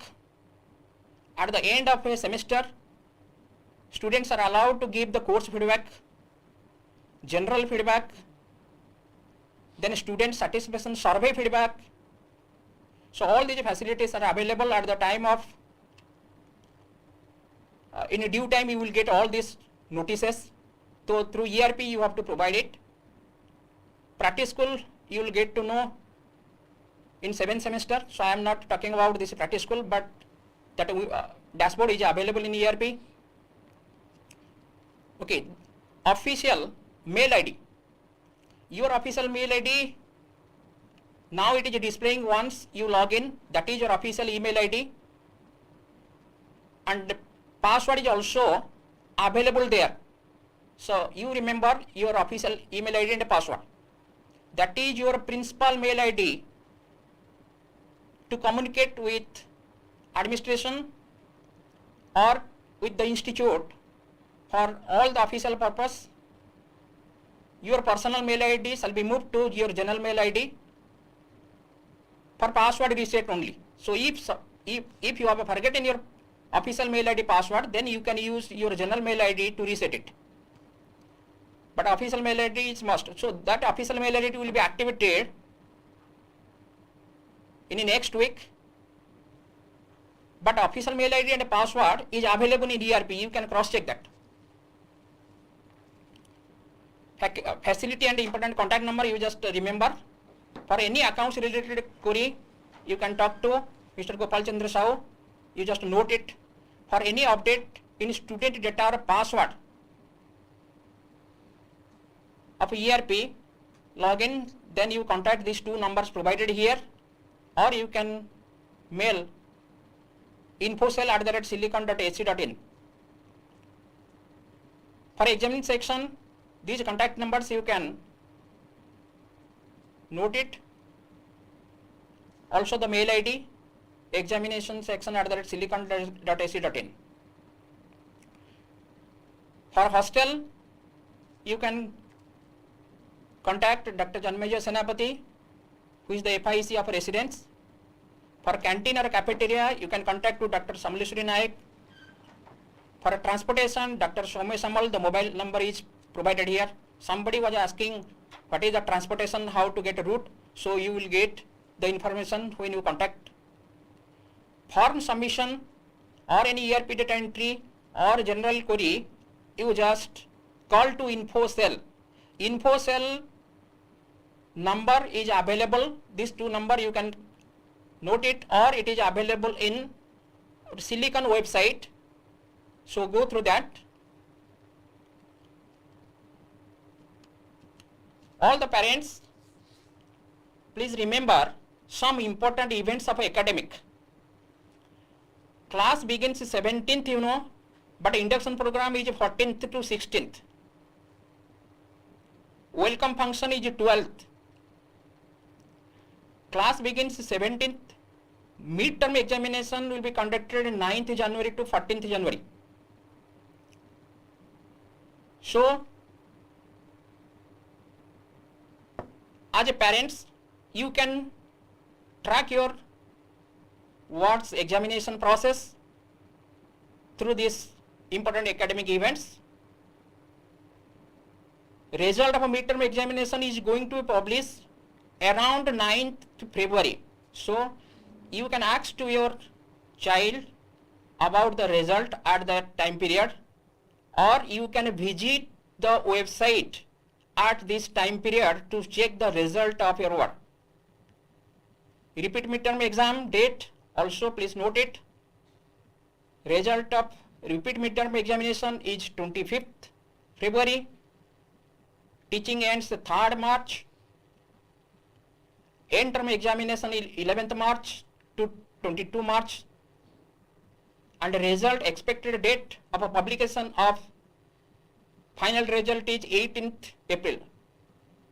So at this times of events, please check your words results which is available in ERP. And the date of a second semester class starting is 27th March.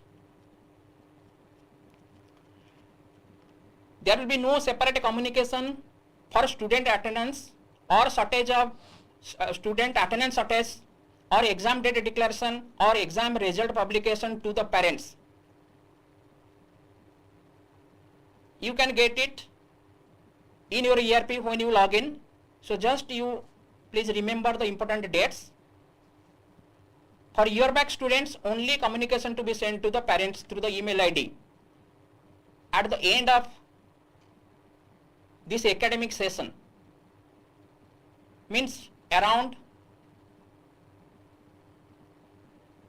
July or August, after end of the second semester examination, the year back result only will be communicated if your ward will not promoted to next year. Otherwise, all the rest of the results you have to check through your ERP. So this much I wanted to tell you, because ERP is your informative system. So always you keep touch with the ERP system. Thank you.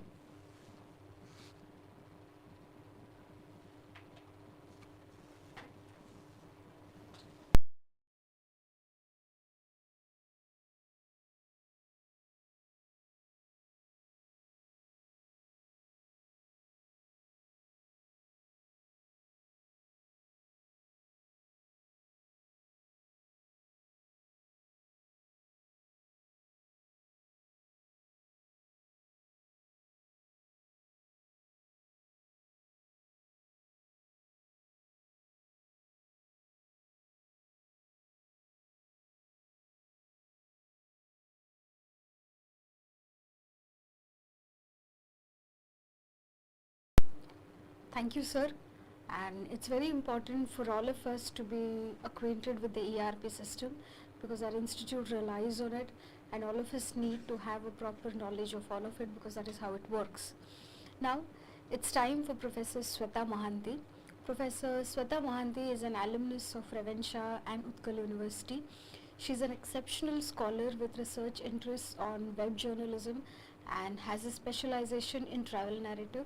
She is also a gold medalist from the Ravencha University in journalism. Professor Shweta will be talking about the important faces of silicon with her presentation. Madam, please.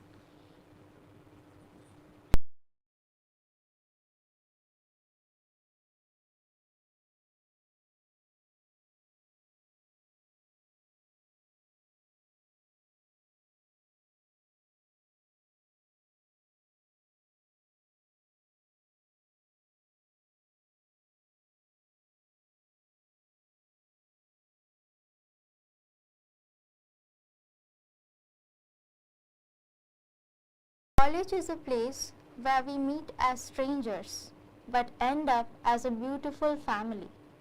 Silicon Institute of Technology Bhubaneswar, popularly known as Silicon Tech, aims to provide the best of technical skills, professional ethics, and human values to its students. Our motto being beyond teaching, we not only strive for academic excellence but also for creating responsible individuals. To achieve this goal, our institution abides by certain principles. We will now inform you about the values and beliefs of our institute and introduce the important people who will guide and support you throughout your 4 years journey and also beyond that. To begin with, let us have a glimpse on the important milestones achieved by our institute.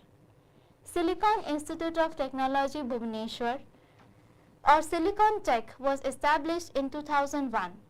Silicon Institute of Technology Sambalpur or Silicon West was established in 2009. Our institute has been accredited with NAC Grade A.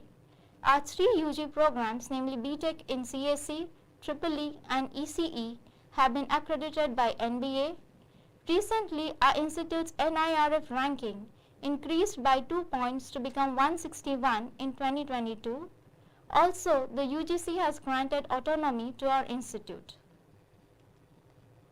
Coming to the important phases, our chairman, Dr. Joe Marriott, is a social entrepreneur of international repute and the founder of Gram Vikas. Our leadership team is led by 3 eminent personalities. Mr. Nitai Gaurdal, our working trustee, is an aeronautical engineer from Naval Institute of Aeronautical Technology, Kochi. Mr. Dal served in Indian Navy for 10 years. Mr. Sanjeev Naik, our working trustee, is an engineering graduate from BITS Pilani and has completed his postgraduate in management from XIMB. Mr. Nayak is an entrepreneur and business leader. Mr. Ramanand Mishra, our managing trustee, is a science graduate and associated with a reputed chartered firm in Cuttack and specializes in financial planning and strategy making. Coming to our values, beliefs and code of conduct, ours is an institute where merit is the only criteria for gauging excellence. We monitor our students daily through the ERP, which can be accessed by the students as well as their parents. Parents too can keep a track of their students' activities in the campus through the ERP. Our students are advised to follow the students' handbook and adhere by the dress code and mobile usage policy, which is restricted to minimum use when at certain places like classroom. Ours is a disciplined institute which emphasizes on values and ethics. It's a secular institute and no religious functions are celebrated to respect the sentiments of every student and foster equality. Also, we prefer minimum advertising through any mass media and try to prove our potential through actual work. Now coming to the members of our institute who lead the administration, academics, research and examination. Dr. Jaideep Talukdar is our principal. Dr. Saroj Kanta Misra is our director. Dr. Debabrata Kara is the Dean Academics. Dr. Ramaprasad Panda is the Dean Administration and Student Affairs. Dr. Jayashri Das is the Dean Research. Dr. Prayag Prasad Mishra is the Controller of Examination. Whenever you face any problem in the institute which is not resolved in the immediate level, you may escalate the issue to the higher authorities for resolving. However, it is advised all issues must first be discussed with the respective heads of the department and the faculty advisors. The heads of the various departments are Dr. Manoranjan Behra, HOD Department of Basic Sciences and Humanities, Dr. Pradyumna Kumar Tripathi, HOD Department of Computer Science and Engineering, Dr. Biswajit Baral, HOD Department of Electronics and Communication Engineering, Dr. Rabi Narayan Mishra, HOD Department of Electrical and Electronics Engineering, Dr. Ambarish Gajendra Mahapatra, HOD Department of Electronics and Instrumental Engineering. You will be meeting the respective heads of the department on 12 November 2022 at your department orientation program. Now coming to our key FICs and FCs. FICs are faculties in charge and FCs are faculty coordinators. Dr. Bikram Keshari Mishra from the Department of CAC is the faculty in charge of admission. You might already have met Dr. Mishra. He can be contacted for all admission related queries. Dr. Janmay Senapati from the Department of Basic Sciences and Humanities is the faculty in charge of residence. We also have faculty coordinator for both the boys and girls residents. Mr. Vipin Bihari Tripathi from the Department of Basic Sciences and Humanities is the faculty coordinator of boys residents.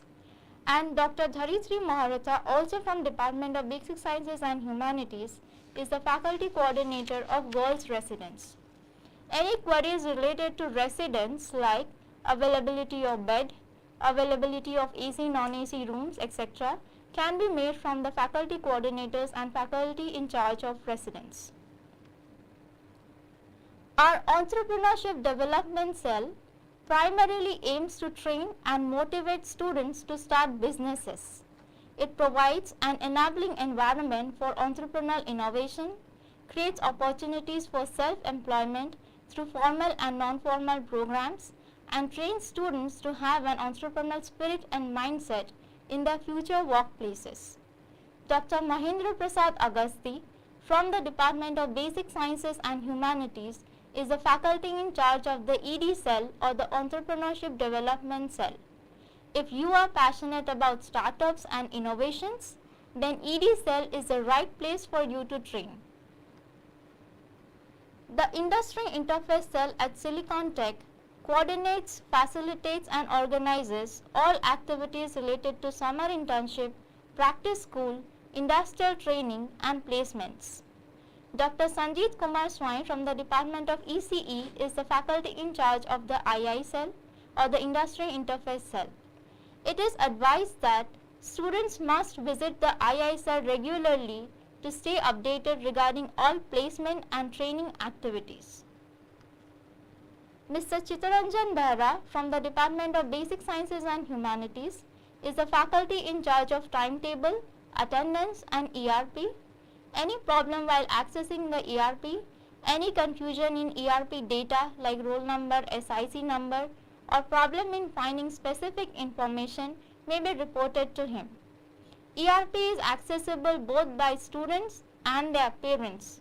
Parents are also requested to regularly monitor the ERP of their wards to know whether they are attending classes or not, to check their results and other details like timetable.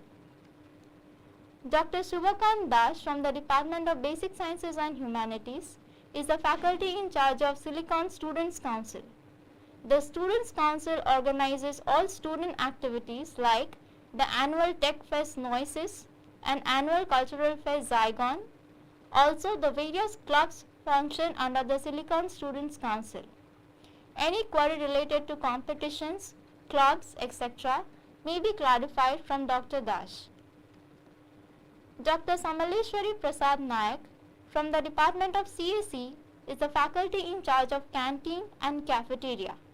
If you wish to inquire anything about canteen or cafeteria like registration, payment of fees, etc., you may please contact him. Ms. Ananya Roy Chaudhary from the Department of Basic Sciences and Humanities is the faculty in charge of Cultural Committee and the faculty coordinator of Silicon Music Club. Silicon Tech organizes a plethora of activities to let students showcase their creative talents. If you have creative skills, then do get in touch with the Cultural Committee for exploring the opportunities of participating in song, dance, debate, elocution, drama, etc. Mr. Gyanaranjan Biswal from the Department of EEE is the faculty in charge of Sports Committee and the faculty coordinator of Sports Club. For participating in any in-campus or inter-college sports at state or national level, you may please contact him. Dr. Prakash Kumar Raut from the Department of EIE is the faculty in charge of Library Committee. If you want any books to be added to the library collection or have any queries or suggestions regarding library, you may please contact him. Dr. Vidyadhar Pari from the Department of Basic Sciences and Humanities is the Establishment Officer. He oversees all activities related to the infrastructure and laboratories. Mr. Gopal Chandra Sahu is the Senior Accountant Officer. He may be contacted for all payment and repayment related concerns. Dr. Nursing Kumar Das is our librarian. If you wish to issue, return books or face difficulty while searching for a particular book or wish to subscribe to journals, magazine, then please contact him for the same. Mr. Chandrajit Swai is the Administrative Officer, Examinations and University Affairs. Any queries related to administration or scholarship may be resolved with his help. Mr. Sri Bikram Panda is the Accounts Officer. Any queries related to payment, especially in the online mode, may be inquired from him. Dr. Somaranjan Samal from the Department of ECE is the Faculty Coordinator of Transport and Guest House. If you have any queries related to bus routes or guest house provisions, then you may please contact Mr. Samal. Also, parents who want to book the guest house while visiting their children can contact him. Thank you for your patient hearing. We welcome you to our beloved family and wish you 4 wonderful years at Silicon Tech.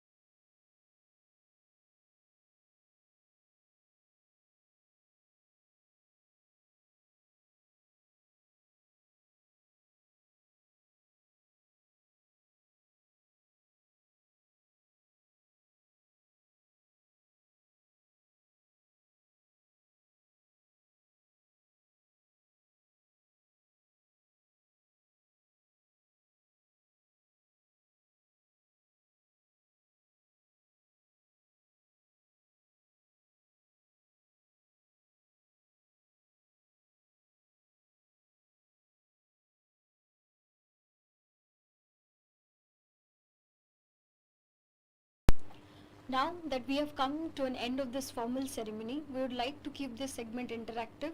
Hence, we have a question answer session now.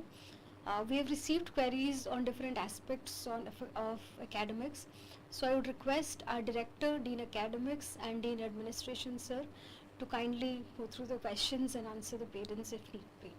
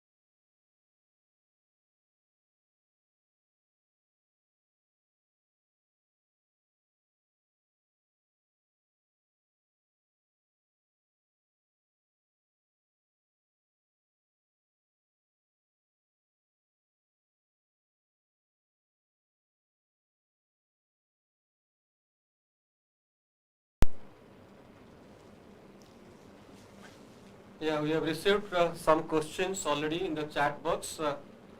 The first question is meaning of a credit. Yeah, the credit is basically the heaviness of the subject. In some system they keep 100 marks, 200 marks, but here all subject of 100 marks, but a 4 credit subject is heavier than a 3 credit subject. A 3 credit subject is heavier than a 2 credit subject. If you do good in a higher credit subject, it will give you more credit point or grade point. So That is the meaning of credit. And comparatively, for 1 credit you have 1 hour theory per week. For 1 credit you have 2 hour practical per week. That is already explained by our Dean Academics. Mandatory subjects have credits, no, they are 0 credit, but you have to pass that. That is mandatory. If you fail that subject, you cannot get the degree.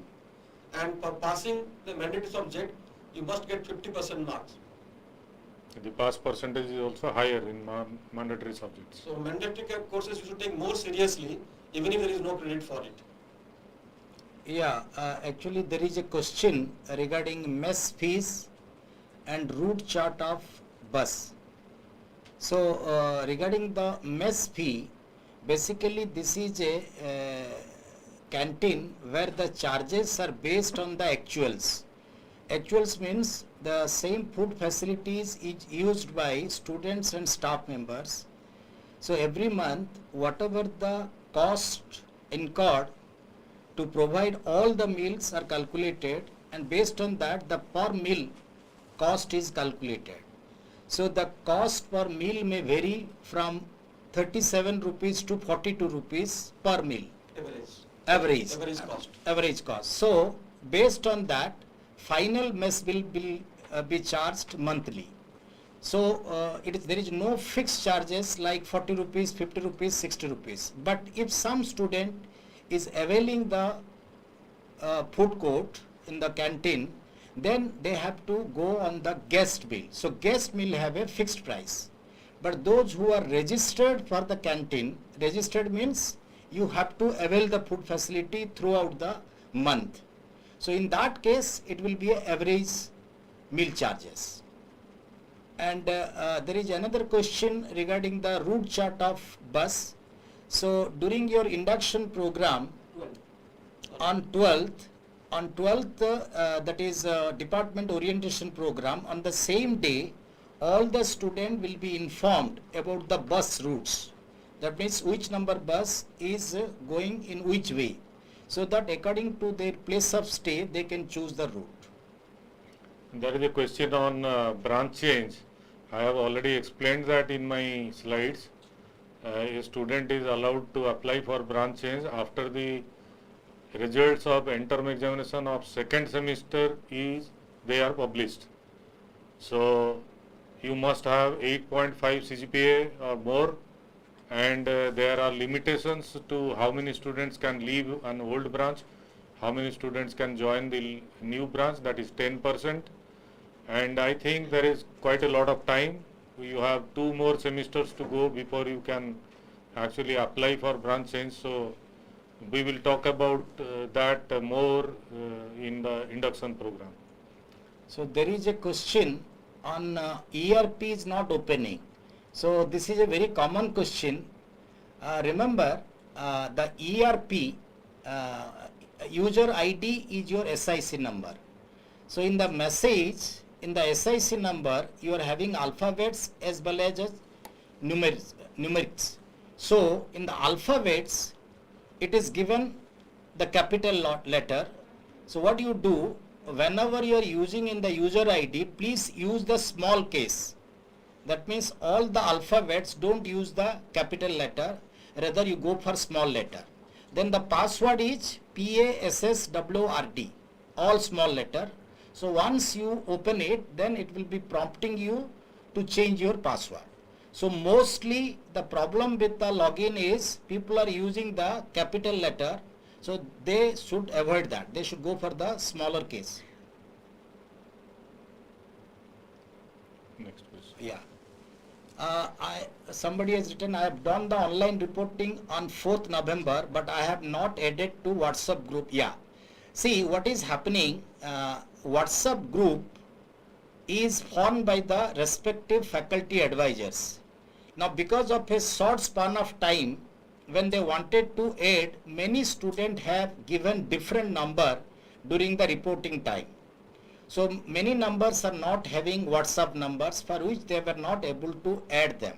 But don't worry, this is not a big problem. What do you do? Once you are coming to the college in person, you may go to the information cell and request for changing the number 1. Number two, very shortly in the ERP, you will be looking at the faculty advisor's name and contact number. So once you know the contact number of your faculty advisor, you can call him and tell him that this is my WhatsApp number, please add me.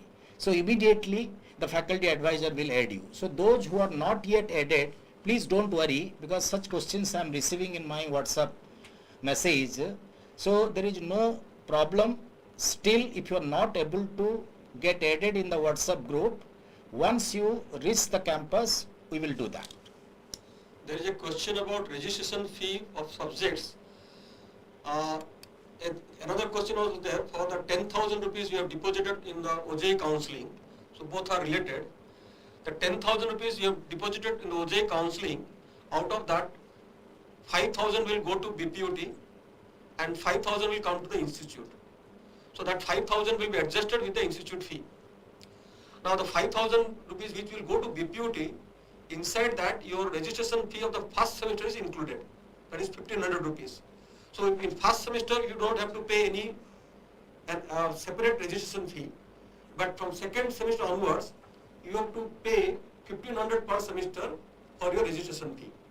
But if you have back paper, for that you have to pay extra per subject. It is different for theory subject and different for practical subject, but that you will come to know afterwards. So in first semester you don't have to pay any registration fee, it is already collected. Yeah, there was a question, there is a question how to log in parents ERP. So,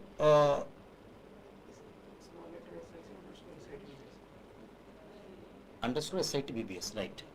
So, what you do in the same login ID, same login portal, wherever you are going for ERP portal, when the student is logging in, they are using user ID as the SIC number. For parents, they have to use the same SIC number underscore SIT BBS, all small. Again I repeat, as a parent, when you want to log into the portal, what do you do? Simply use the SIC number, all alphabets are in smaller case, then underscore PBS, SIT BBS. Then password is password, initial password, then it will prompt for change of password.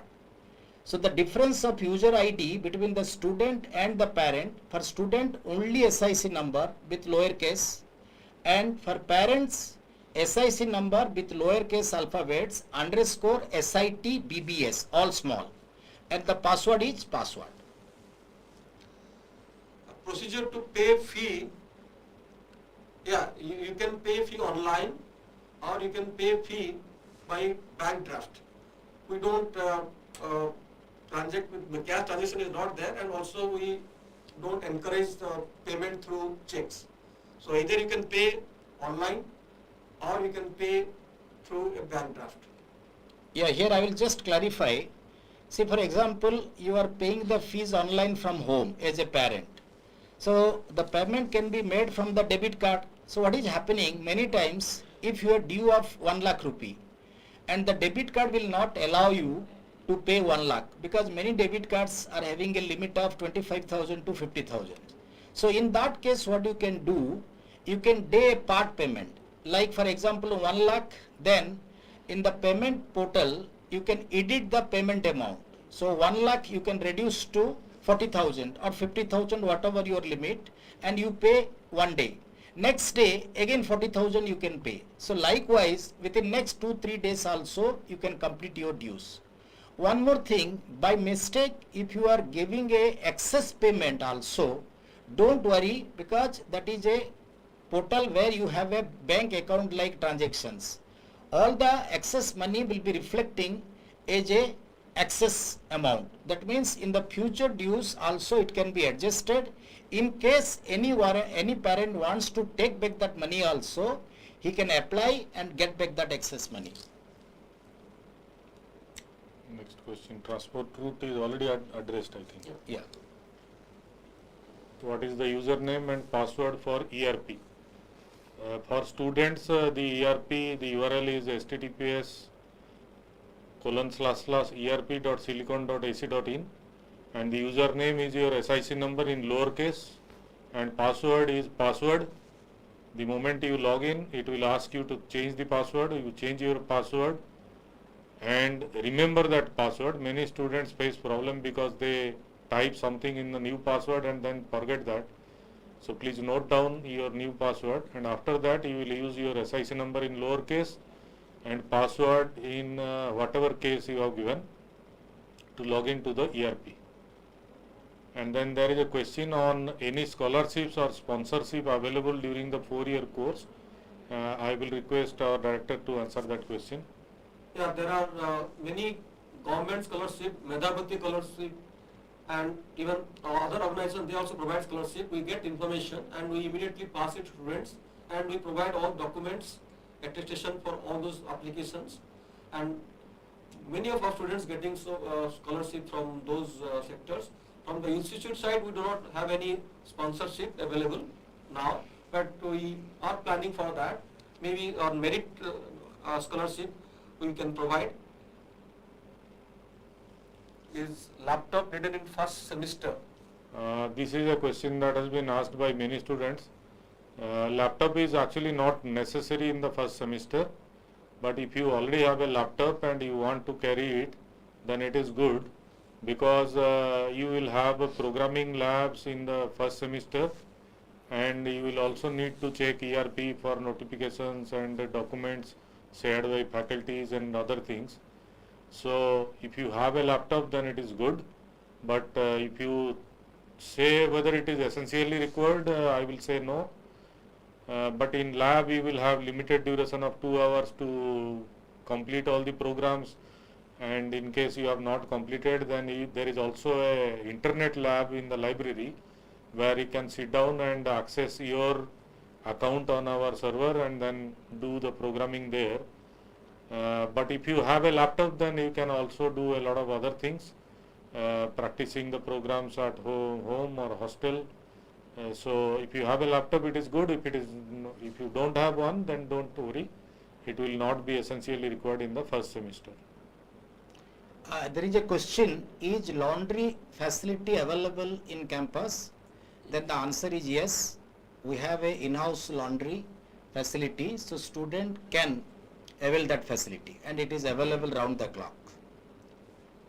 Some students are very much interested to know about the hostel. See, what is the concept of hostel?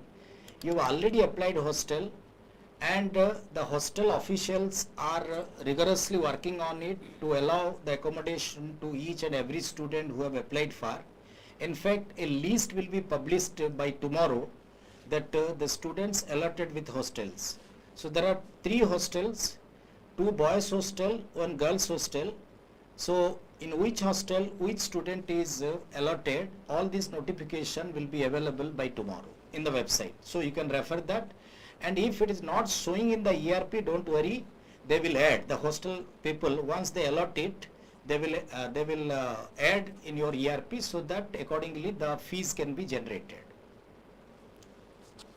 Next question. Fee structure for first year, the fee structure is 1,50,000 every year, including first year. But in the first year, you have to pay 2 more amounts. One is 5,000 for the university registration charges. Normally, those people who have come through the OJEE counseling, they have already paid 10,000 rupees, particularly the general category student. So for those students, that 5,000 will be directly taken from OJEE as university registration fees. The rest 5,000 will be adjusted to the first year fees. That means virtually you have to pay 1,45,000. In addition to that, 2,500 rupees you have to pay as a security deposit, which is refundable at the end of your program. That means when you are receiving your degree, the 2,500 will be refunded. Next question is changing from AC to non-AC. Yeah, actually presently, let me tell you, almost all the rooms are filled. So there is no vacancy, no room. So if you are allotted an AC room, you have to go with AC room. Maybe next year you can opt for the non-AC room. If you don't want AC room and you want to leave the hostel, you can give an application, you can also leave the hostel, there will be no charge.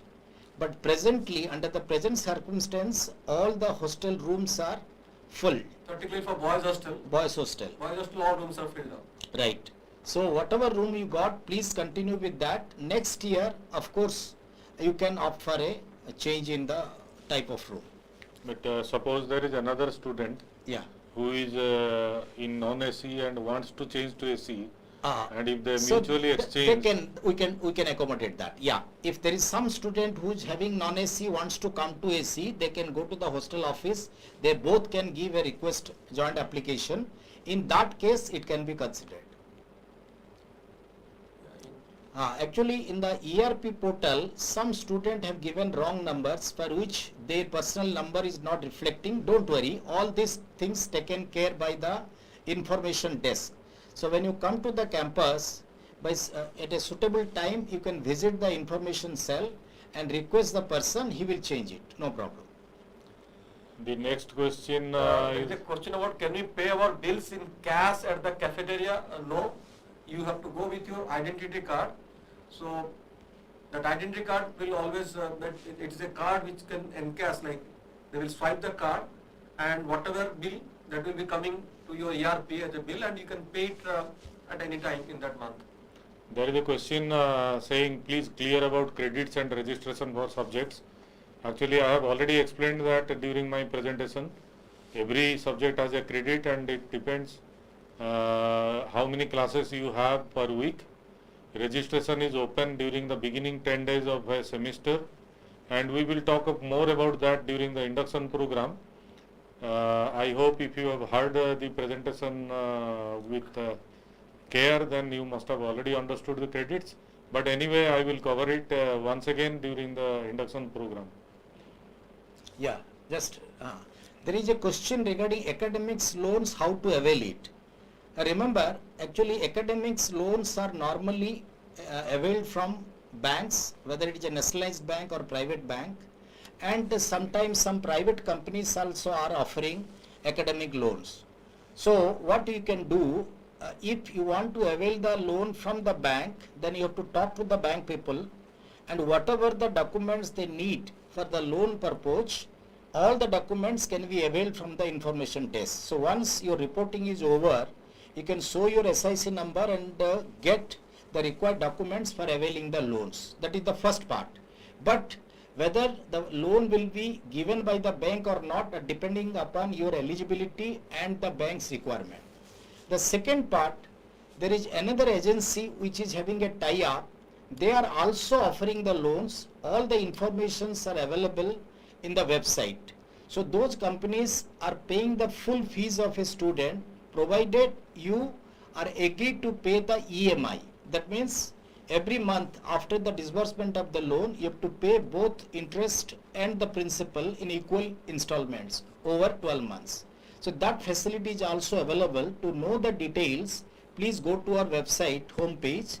There the contact details of the person who is handling such things, it is available. You can directly talk to them and get the clarification. As a question number 24 also. Yeah. Right. 25. How to know hostel number allotted? Education loan for other state students, that is also Yeah. Actually, for other state student, as I told you, because loan is not given to the institute, loan is given to the student's parent. So that means normally banks see the repayment capability of the parent. So once you contact a bank, and bank will be talk to you and talk about your financial status, like your income tax return and your salary, everything. Once they are satisfied, they will be easily facilitating the loan. So as far as the institute is concerned, every bank is agreed to pay the loan, but the parent must have the required eligibility. So whether it is a in-state or outside state. There is a question asking, sir, all the 3 summer internship is compulsory or not? All the 3 summer internships are compulsory. Every BTech student has to complete 3 summer internships during the 3 summer breaks, and they will carry 3 credits in total, 1 credit each. The hostel number actually we don't give the number in the website because that will be hampering the privacy. Only we will be writing the name and hostel allotted. So please remember, in the website the name will be reflecting that your hostel is confirmed under AC or non-AC category with the hostel number. We have 3 hostels: boys hostel 1, boys hostel 2 and girls hostel. We don't give the room number. Once you reach the office, there are some formalities like filling up the form and all. Once you do that, then the office people will provide you the key and show you the allotted room. There is a question on what is the college timing. Yeah, the academic timing starts at 8 a.m. and it is up to 5:10 p.m. But different batch of students, they have their first class at different timing. So for first year students, your first class will start at 9:50 a.m. and it will end at 5:10 a.m. But someday you may not have the last period, someday you may not have the first period. The office timing of the institute is 9 to 5. There is a question on can TFW students change branch. Actually, the branch change facility is based on merit, and if you are a meritorious student want to change a branch to a different branch of your choice, you can apply. There is no relation with whether you are TFW or any other category. You can always apply for branch change, but your merit is important. Yeah, actually there is a question, can parents stay in the hostel during physical reporting?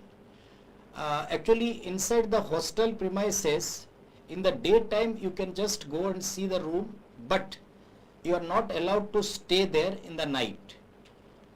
We have a guest house, but unfortunately during the reporting time, many parents contact earlier and they already booked. But still in future, maybe I cannot guarantee you will be getting accommodation in the guest house during the reporting time, like from 9th to 11th. But in future when you are coming, so you can talk to your ward, they can book a room in the guest house in prior information and you can avail that. But presently the guest house accommodation is full, so I doubt whether you will get this time or not. But inside hostel, parents cannot stay. The next question is also for you. Yeah. In ERP it is showing hostel not registered. As I told you, hostel allotment is done by the hostel people, right? So once hostel is allotted to you, then the hostel officials will enter your name in your ERP. After that it will reflect. So don't worry for that. There is a question, sir, can we borrow books for semester from library and what are the charges? Actually, every semester you will get all your books from the book bank. There is no additional charge for that. No, for book bank there is a charge. For book bank there is a charge. From library you can take books for fortnight issue, weekly issue or night issue. You will learn more regarding that during the induction program. All the library rules will be told to you. These library rules are also written in the student handbook, and when you are coming to the institute, before that if you can download the student handbook and go through the library section, you will understand what is available. No, you will get 6 books from the book bank and that is enough, and that you can keep for the entire semester. And the charges are I think what I know last, I think that is not increased so far. It is 50 rupees per book. So 6 books means 300 rupees, you pay 300 rupees and use 6 books for the entire semester. There is a question that EWS, I hope it is economically weaker section, available for us in future. Actually the question is not clear. So EWS is a reservation category, it is for a certain purpose.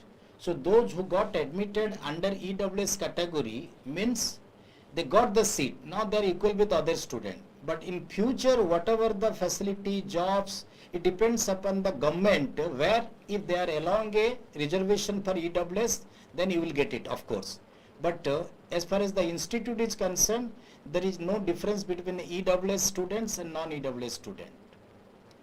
And there is a question, how can I get SIC number? Remember, SIC number means this is Silicon Identification Code, which is given to every Silicon staff or student. So this number will be generated only when you officially report. So many students who got admission but they have not reported yet due to various reasons, their SIC number is not generated. But what you do when you come physically report to the institute, submit your documents, and then and there your SIC number will be generated. Yeah, after verification of document, Yeah. that will And those students who have already reported through online mode also, their SIC is already generated. They must have got it through SMS and mail. So those students who are very much scared of not received their SIC number, don't worry, it will be given to you once you reach the campus. So we have come to the end of this list of questions, and any other question you can talk to your faculty advisor. The parents can also get the number of the faculty advisor, and any difficulty, any query, any help they want, they can always talk to the faculty advisor. So now we are ending the program. Thank you very much for attending the program, and we are eager to see you on 12th during the department orientation and welcome function. Thank you. Thank you. Thank you very much.